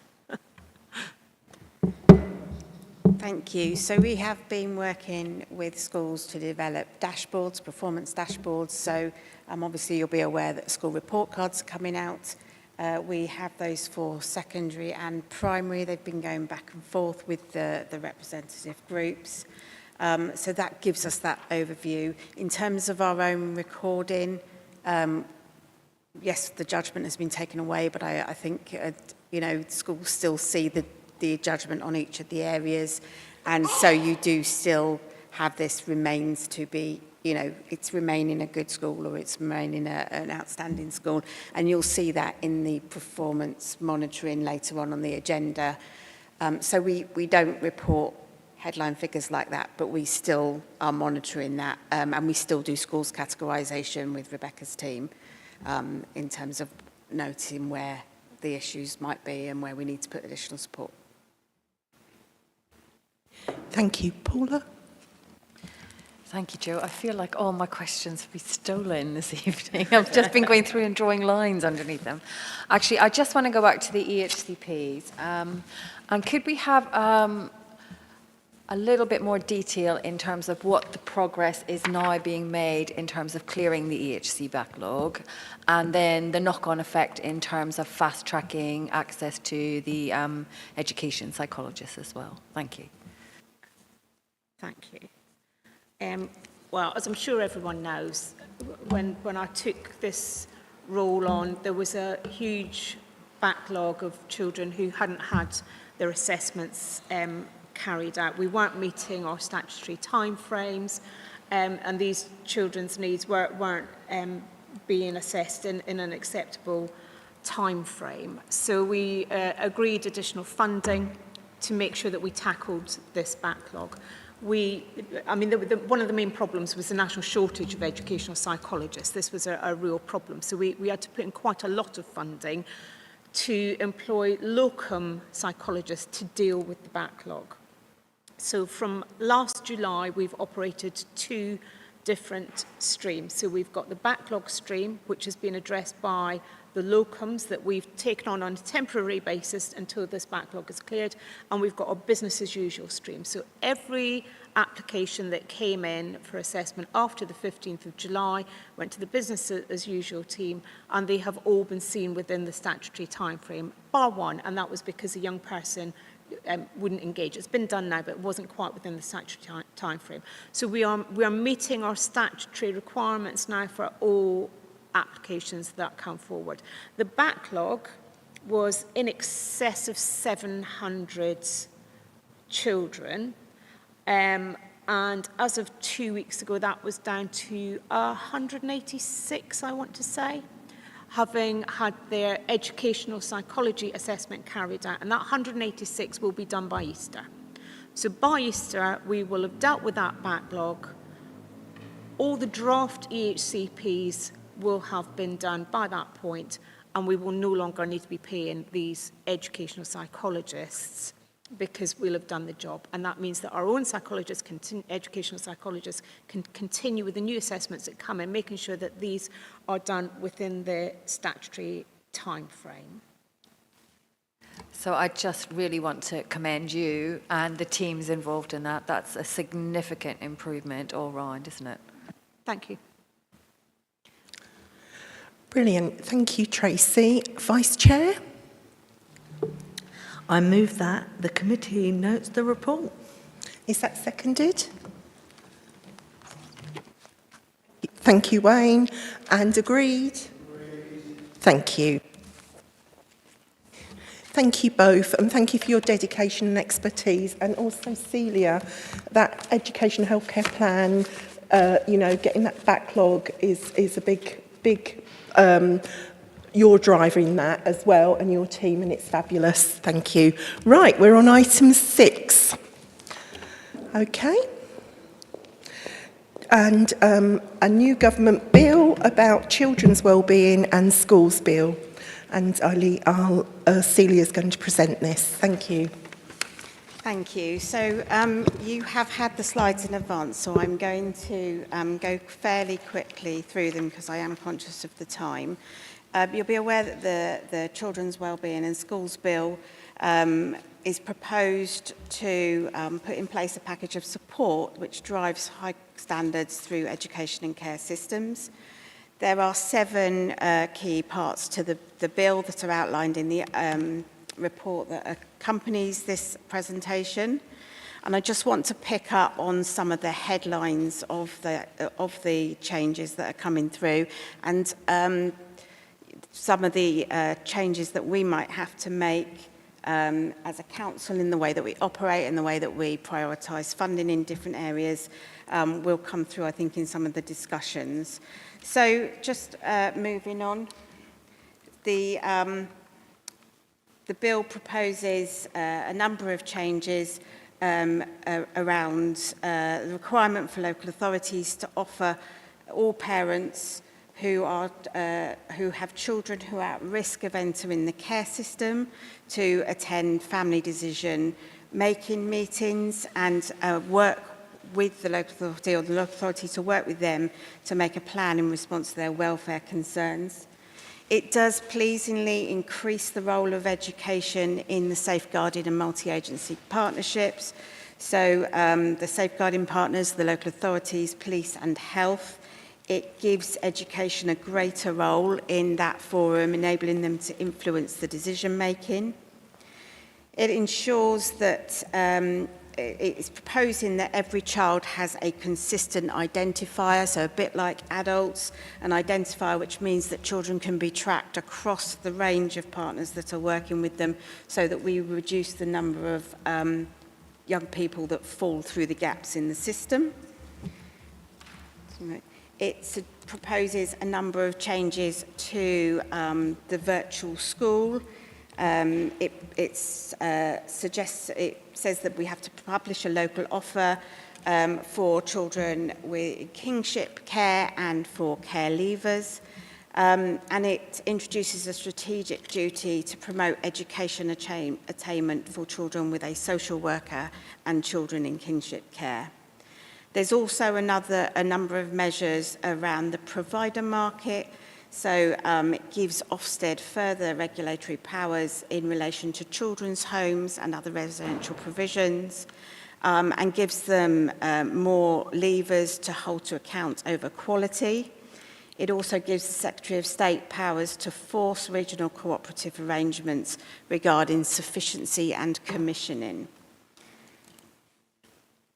It also delivers on some of those election promises around reducing profiteering.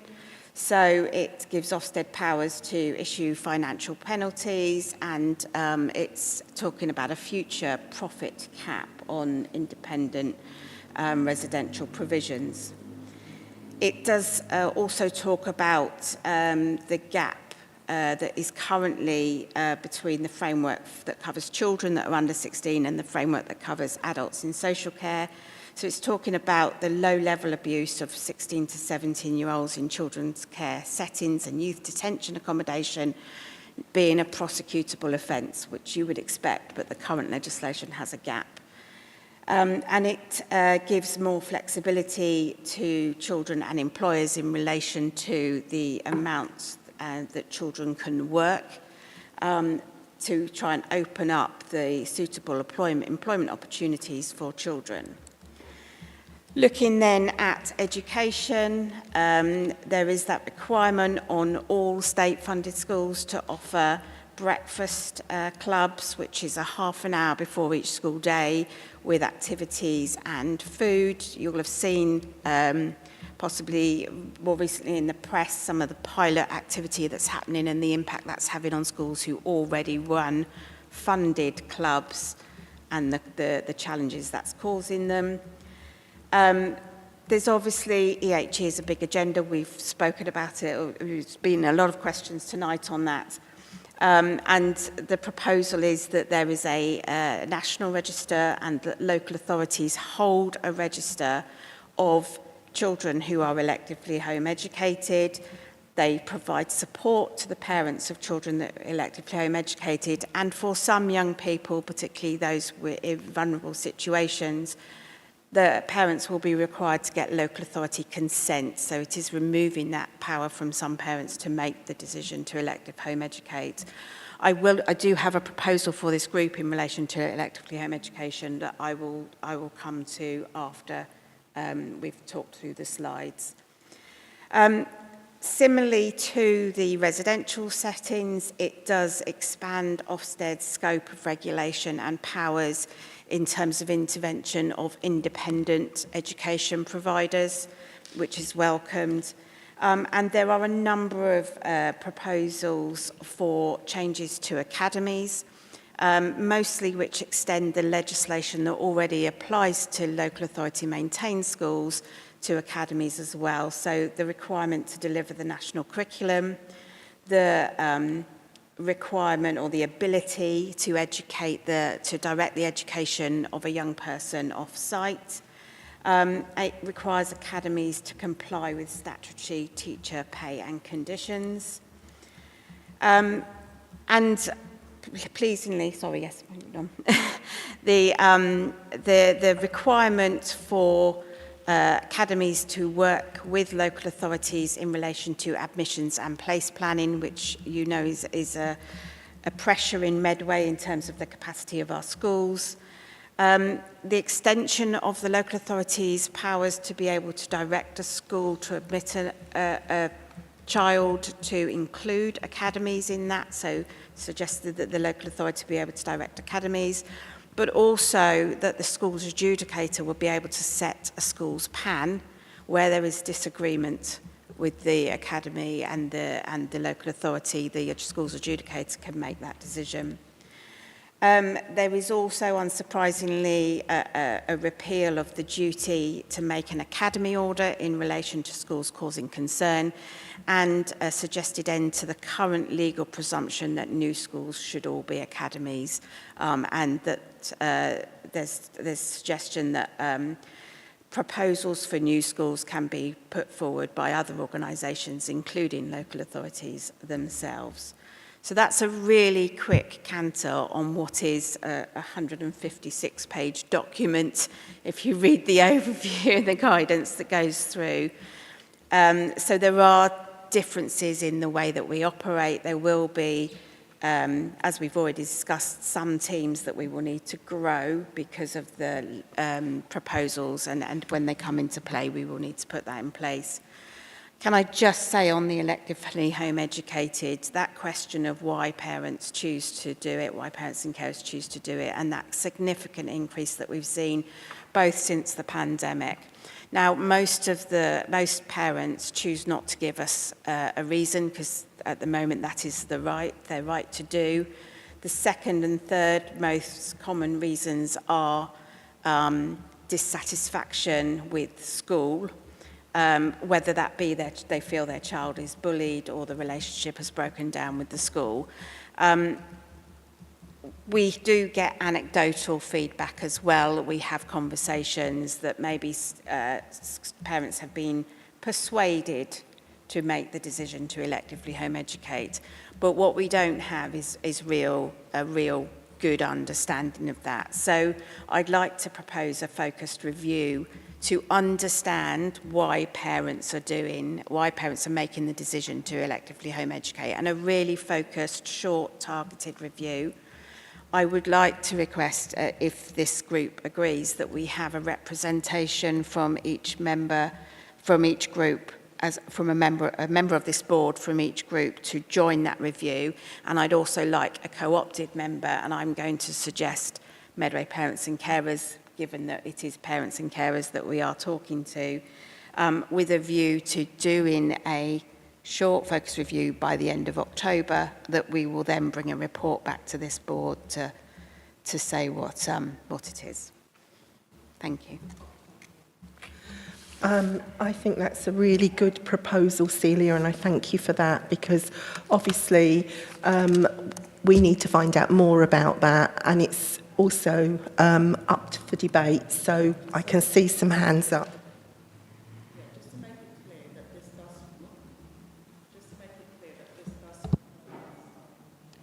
Who's got there?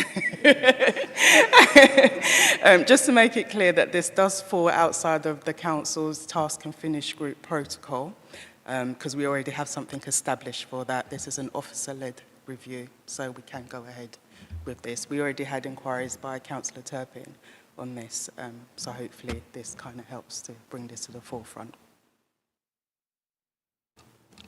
Okay, so should we debate the children's and wellbeing first? Or, as we've already started, let's talk about the home education, because I actually think it's fair that there's one from each party, group, whatever. Does everyone think that's fair? So is that agreed to take part in Celia's focus group? So Stephanie, could you write to group leaders to get a nomination for that focus group?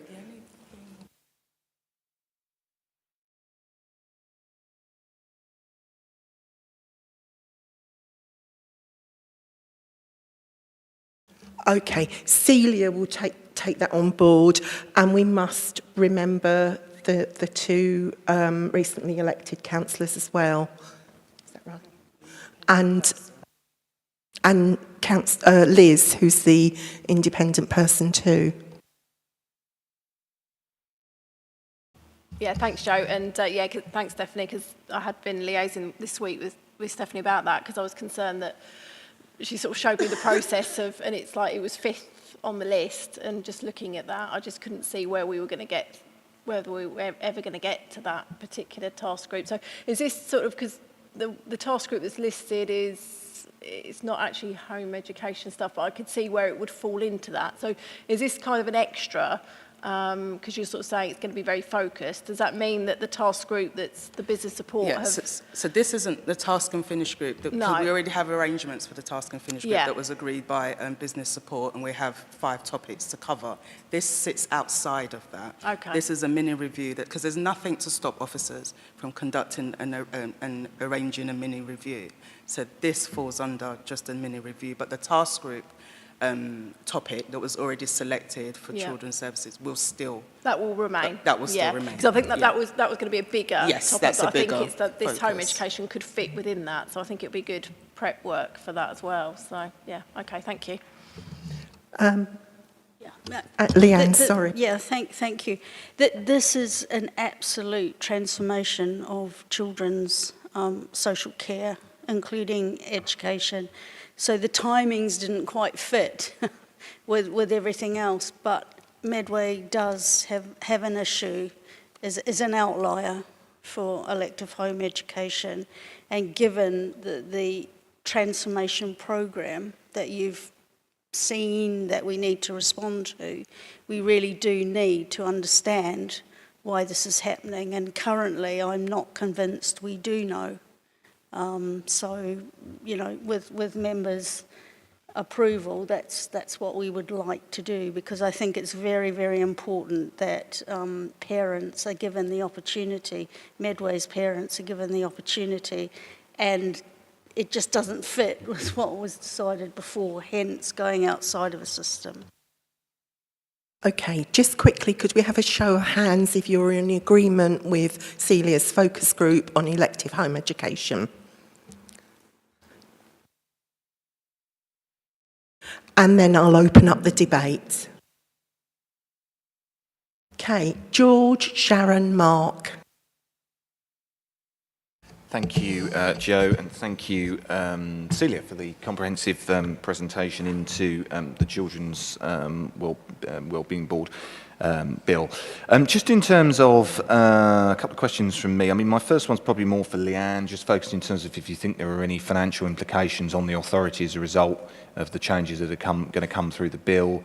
I know there are a number of commitments that are being made by the government through this that Celia's just gone into. I won't repeat them all, but that could potentially have significant financial implications. I'm just interested in terms of your views on that.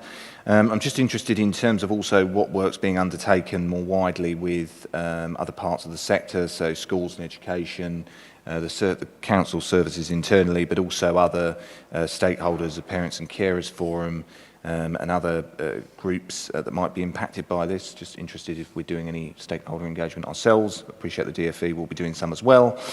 And then just finally, I just wanted to obviously pick up on some of the comments from the LGA. I'm fortunate to sit on behalf of the Conservative group at the Local Government Association on the Children and Young People's Policy Board, where we have lots of engagement with the government and others on this. A very good cross-party board, similar to this, but focused on national issues. And I know the LGA has expressed a lot of support for many of the provisions within the bill. So I'm just interested, though, they've raised concerns around some of the civil penalties that have been mentioned, and concerns about the increasing cost for councils and reducing the availability of placements. So I'm just interested if there's anything from the Deputy Chief Executive's perspective that she deems might be of note to the council on that. Thank you. Thank you, Councillor Perfect. Undoubtedly, there will be implications for finance, because regardless of the financial envelope we have now, we do have to transform the way we deliver services. So a small example is the family group decision making. At the moment, we do have a small service, but that will need to increase. Right now, I need to work with our partners around establishing multi-agency child protection teams. That's going to be a cost. All of this, it is possible, and you know, there is some funding. I'm not saying there isn't, but at the moment we need to scope that, and we need to obviously be working within the financial envelope that Medway Council has allocated through the budget. There is no doubt about that. But there is certainly a lot of work to do and a new way of working, a new culture, working with our partners to establish multi-agency child protection teams is not going to be straightforward because it will mean that those partners have to alter the way they work as well. So I think that the Local Government Association has raised valid points, but I know Celia and Kelly and me are very determined to be quite logical and rational about this. There will be a limited resource, and we need to be mindful of that and do the best we can for our children. Thank you, Leanne. Sharon. Thanks, Jo. Me and Lisa we've had a discussion about this, and I have to put my hand. I home educated 4 of my 5 children at some point, and it was years ago, but I still feel that there's a bit. I'm not anti-inclusion. I think inclusion is a good way forward, but I think sometimes a child can look different on paper than they present and their confidence. And I'm just saying, from my experience, I had to take them out for their own mental health while they readjusted to inclusion, and then their confidence grew, and then they could go back into full-time education bar 1.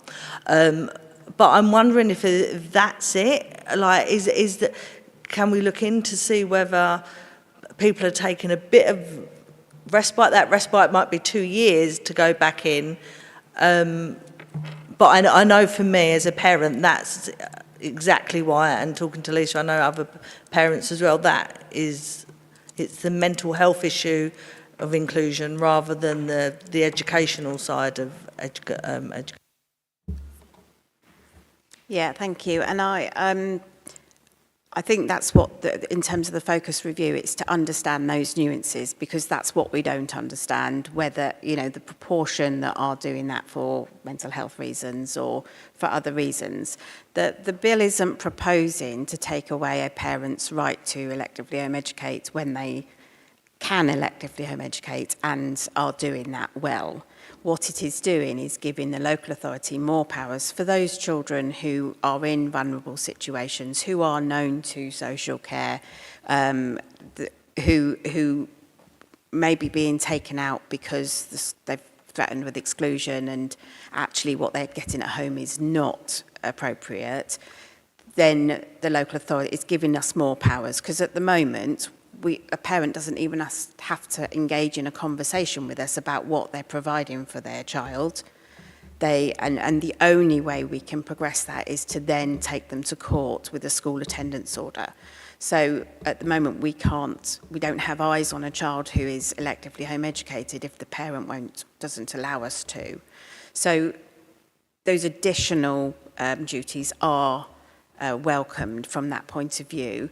What it will mean, though, is I think we'll see an increase in young people then coming back into school, and that's where the schools, and we'll have to be working with the schools to understand the needs, because they will have been taken out for some of those reasons, but actually the issues will still be there.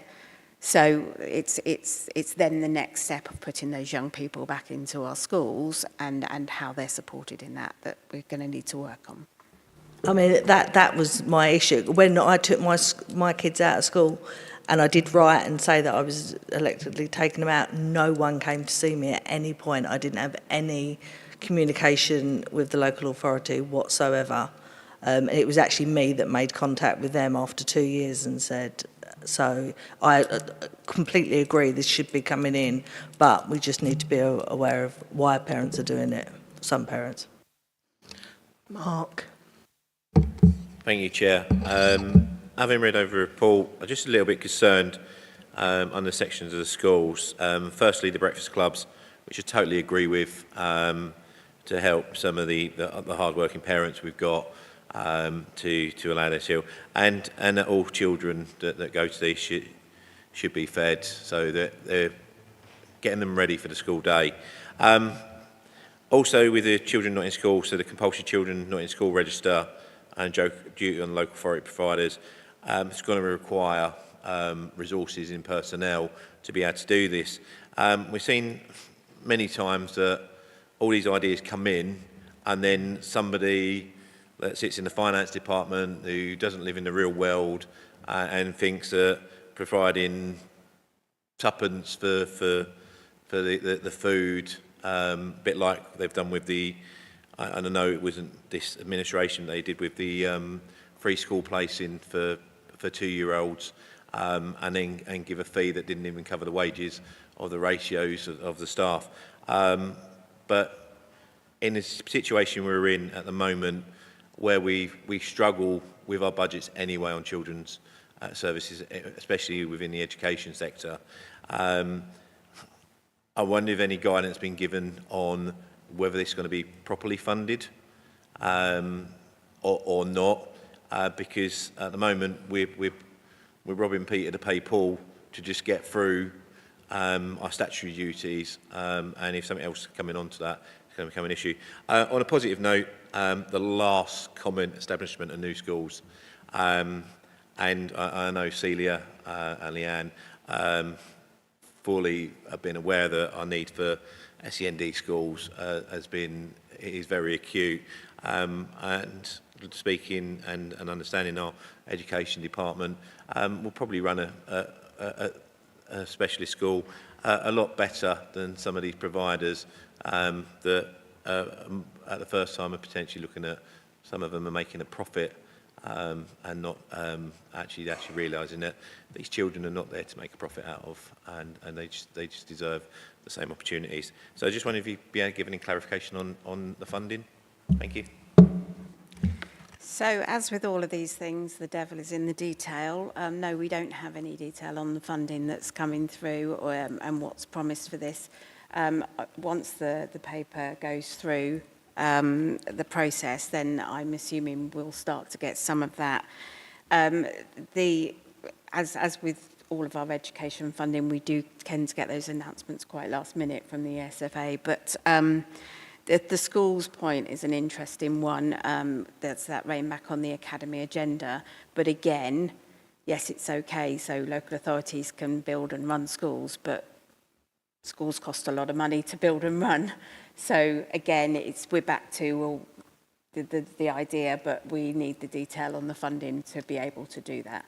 And at the moment, we don't have that. These are the proposals going through the process. So we're preparing ourselves, but we don't have the detail on the funding. Adrian? Thank you, Jo. I'm also concerned about the financial implications because, I mean, this is my, 26th, 27th year of being a councillor, and I've seen governments of all colours play this trick. They come up with some lovely ideas. Yeah, it's all good stuff. Pass that over to local councils, and then you've got to get on with it. Or the other trick is they give you the funding to start with and then withdraw it. And this happens time and time again, and nobody seems to want to put a stop to it. Because given the position where the vast majority of our local authorities in the country are under extreme pressure, not having this sort of idea properly funded is just totally ridiculous. There's other things in here that worry me. Giving Ofsted powers to issue monetary penalties. It's like when they fine a hospital for doing something wrong. All it does is make that situation even worse. It's no good taking away limited funding because something's gone wrong. If there is a penalty, it should not be financial.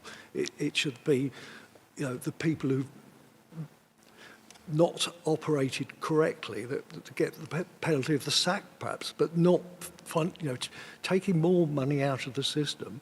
And the future profit cap, I mean, that really needs to be looked at very closely because trying to put a cap on anything usually ends up doing the exact opposite of what you want to do. You end up with less people willing to go into that market, and the costs go up even more. There's lots of examples of that throughout. So yes, there's some good things in this, but it needs, certainly the finances of it need a lot more scrutiny, because we are entering a field, and also we're going to have to pay more for defence, which I certainly don't disagree with.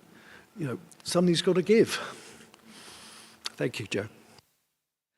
I don't think anyone will answer you, Adrian, but I will say that I had the luxury of stepping in for Councillor Murray, went up to Liverpool.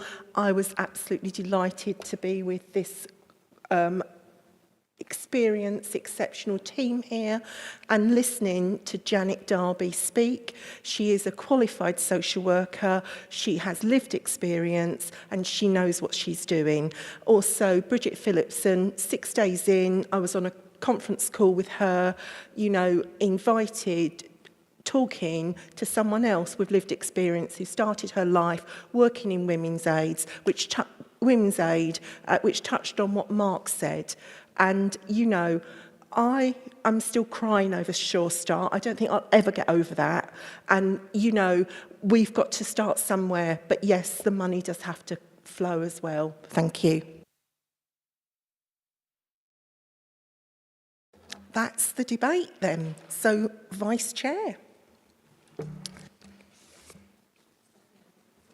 I might come to you.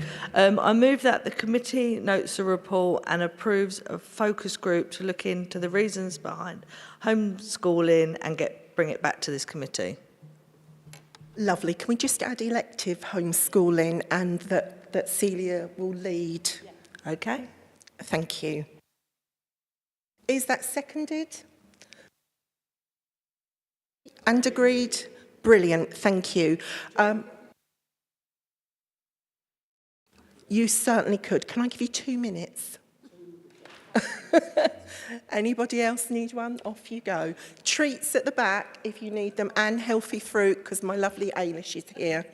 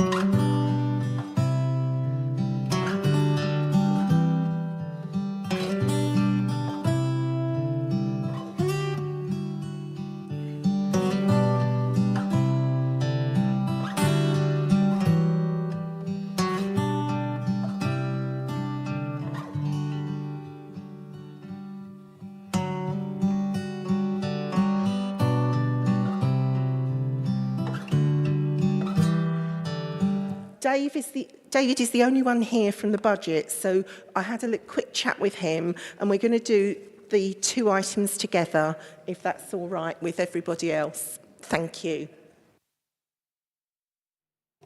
Thank you, Chair. As Chair said, I'll introduce both items 7 and 8 together. So these reports were presented to Cabinet on the 11th of February, and they summarise the budget monitoring positions that have been considered by Directorate management teams based on returns submitted by the budget managers for the third round of budget monitoring for 24-25. For item 7, which is the capital monitoring, there's a reported projected underspend of 7.612 million across the whole council, of which against a total budget of 329 million. Within the remit of this committee, there's a projected underspend of 2.356 million, although the recommendations in paragraphs 1.2 to 1.4 were approved at full council, and that the result of that is that underspend will largely disappear. In terms of item 8, which is the revenue monitoring, the overall overspend across the council currently sits at a forecast of 8.4 million, which is an improvement of just under 2.8 million from the position reported around 2. Within that overall overspend, the areas that are within the remit of this committee are an overspend of around £3.5 million, which is an improvement of about £800,000 from the report at round 2. Happy to take any questions. Okay, let's open that for debate then. Okay. Adrian? The safety valve improvement plan, it looks like we're not going to meet the target. So what's the implications of that, please?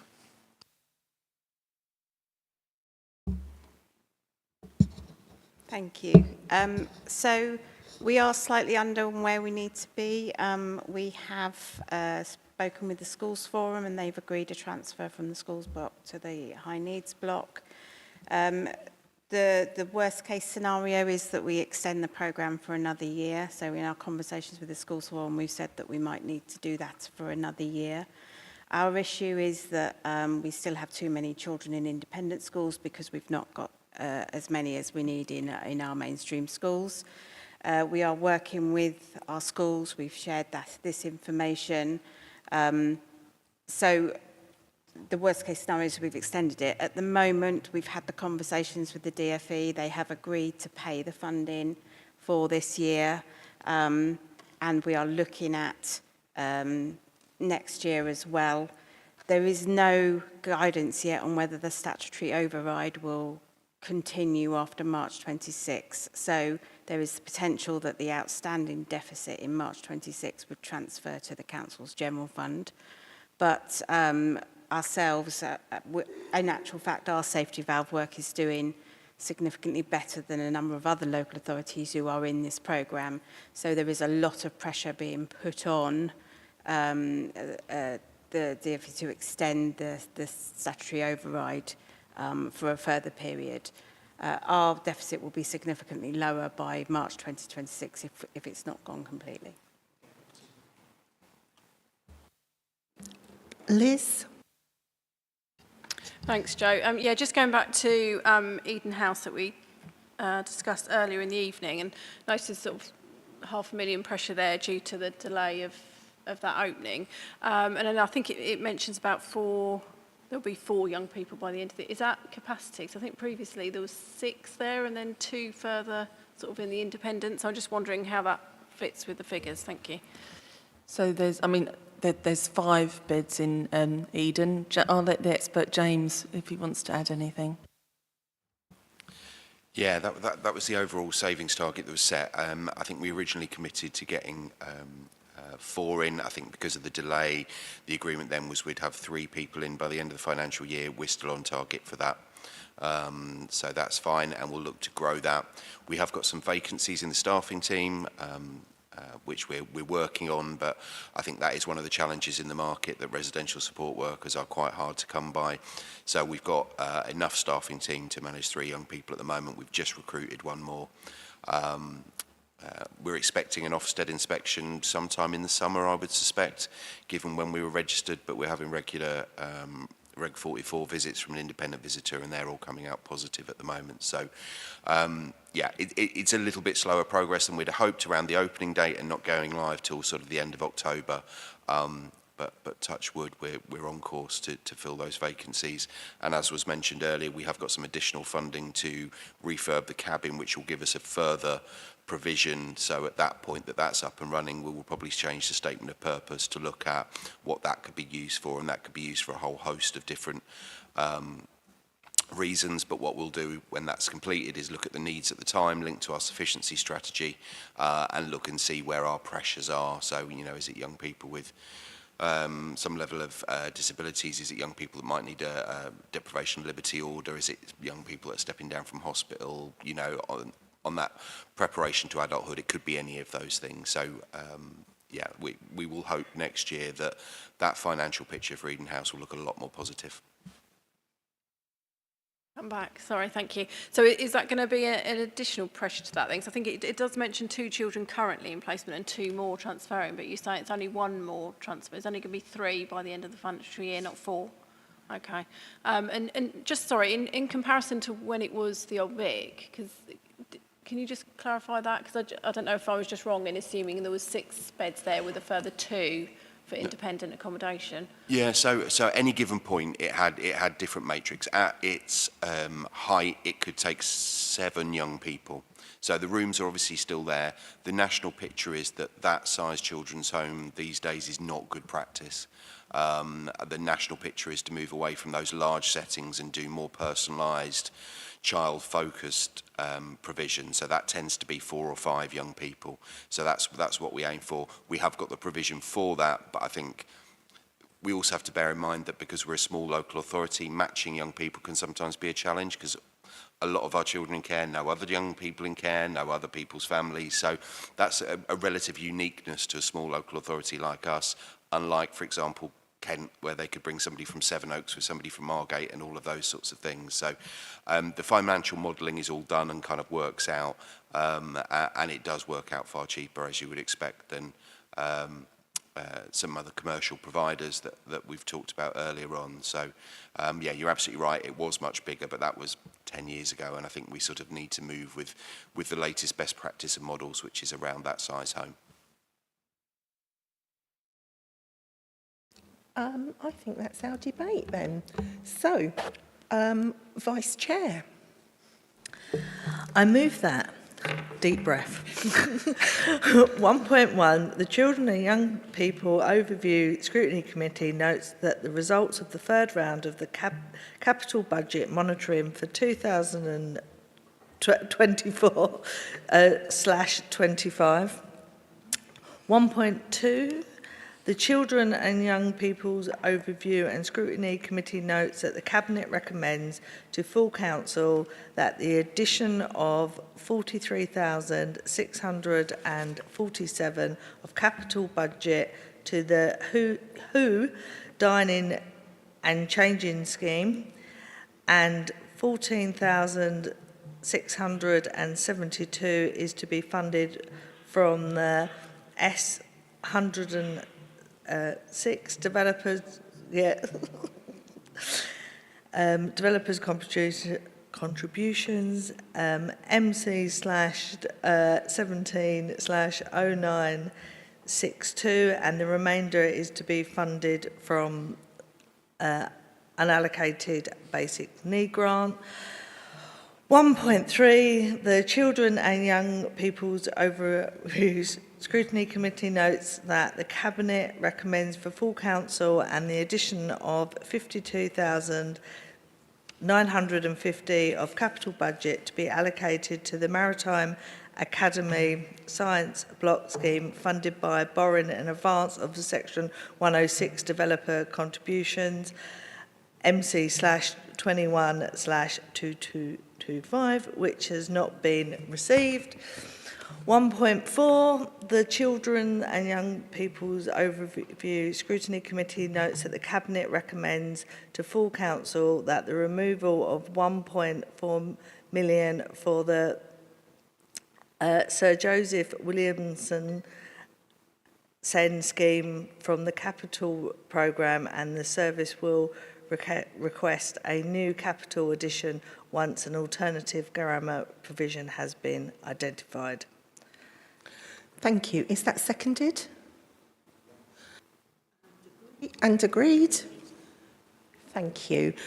Item 8. Listen.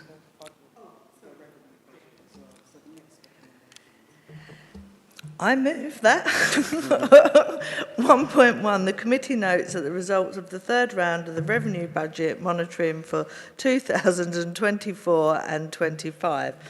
1.2, the committee notes that the Cabinet instructs the corporate management team to implement urgent actions to bring expenditure back within budget agreed by the full council. Is that seconded? And thank you all. Item 9, Council Plan, Performance Monitoring and Risk Strategy. Leanne. Yeah, thank you, Chair. I'll take it that members have read the report. There's explanation against some of the targets, and I'm open to questions, which officers will be only too happy to help you with. Adrian Smither. Oh, sorry, just raising your hand. Adrian, then. Thank you, Jo. First of all, I'll say what's good about this. I'd like, please, if officers could feed back to Leslie Jones. I think the way that the presentation of these statistics, she's improved it over many years now, and I think it's getting to a very good state. So it's very, very clear and easy to understand. So if you could please pass on, certainly my thanks to Leslie. I think she's doing a brilliant job. What is not so good, look at page 90 of the agenda. I had responsibility of monitoring, not responsible for the plan bits itself, but for monitoring the council plan in my portfolio for 8 years. And in all those 8 years, I have never seen so much red, and to have certainly for the delivering quality social care and community services, to have 100% of measures with a long-term downward trend, and 70 or nearly 80% of the measures are poor, is not very, very good. I've got to say, this is the worst set of council plan performance I've ever seen in say that. So I'd like some sort of explanation of what we're going to do to try and turn this around, because it is absolutely appalling. There's no other expression for it. It's absolutely dire.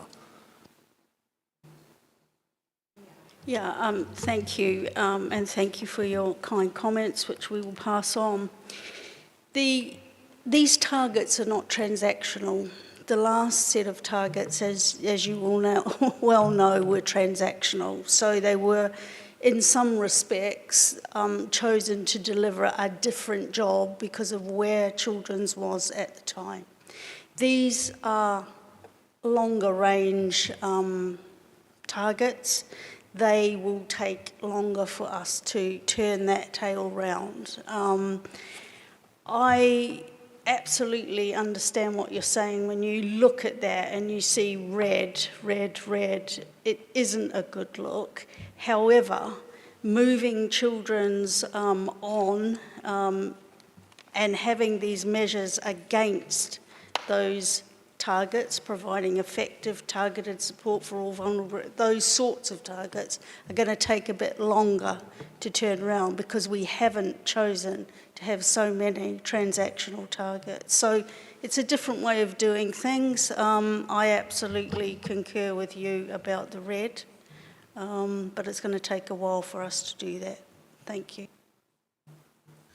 Okay, anybody else? Okay, Vice Chair.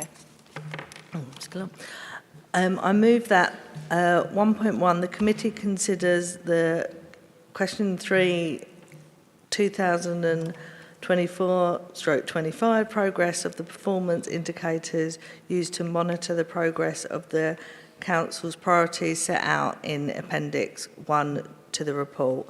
1.2, the committee notes that the strategic risk summary is set out in the Appendix 2 to the report. Is that seconded and agreed?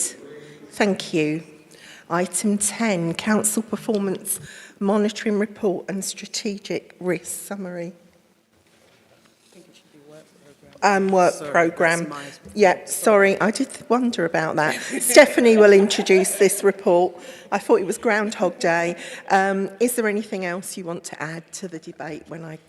Nothing much, just to highlight that the June meeting will be a housing focus. So some of the comments that were made this evening about suitable accommodation for care leavers, temporary accommodation, that kind of thing will be fed back to officers to make sure that they include those aspects in their reports. That's it from me. Mark, anybody else? Thank you, Chair. Having recently attended the LGA Leadership Essentials for Children's Services, one of the areas that all the other people that were on the course said was regarding children's health. And I know currently we don't have the ICB attending children and young people, but there's a lot of services that they provide. And we were the only authority out of 13 that were at that meeting that didn't have that. And I just feel that with the way the ICB is riding roughshod over Medway and potentially Swell as well, but I don't know what's happening now, and that's not our issue, that we need to get more of a focus on children's health. And I feel that the ICB should be coming to children and young people, and would like to see that added in, that we're holding them to account from ranging over a number of services that are provided directly for children. Okay, thank you for that as a proposal, I would imagine, but we'll look into that. And thank you for going to the leadership LGA course as well. Well done. Adrian. Thank you, Jo. Just to follow on from that, yeah, I agree wholeheartedly with Mark when it comes to children as a whole, but I must say, because I've attended a couple of them, the health subgroup that we've got from on the corporate parenting board, I've been very impressed, certainly the way Nancy Sayers chaired it, and the, you know, I've been very impressed with the professionals. And Ailish is here, and Ailish put an enormous input in as well, I've got to say. But I think for our looked after children, I think we're doing well. Yeah, but I think, yes, Mark's comment about children in general does stand. But I think when it comes to our looked after children, from what I've seen, we're not doing a bad job. And I wholeheartedly agree with that. I work very closely with Councillor Dan MacDonald, who chairs Health, and Ailish and her team make a point of inviting me to Mental Health Week. I've been on some training about commissioning for health, and, you know, so there is a lot of collaboration already. But we, as I said, we will look into it. Thank you both. Vice Chair. I move that the committee notes the report and agrees the work programme as set out in Appendix 1 to the report, subject to accepting the proposed changes outlined in italic text on Appendix 1, and also looks into inviting the ICB to the committee. Is that seconded? Thank you, Mark, and agreed. Thank you all. Well done. We had a heavy agenda and you've worked like Trojan horses, and I appreciate that. And lovely to see you, Chief Executive of Medway. Thank you for coming. Good night, everybody. Safe journey home.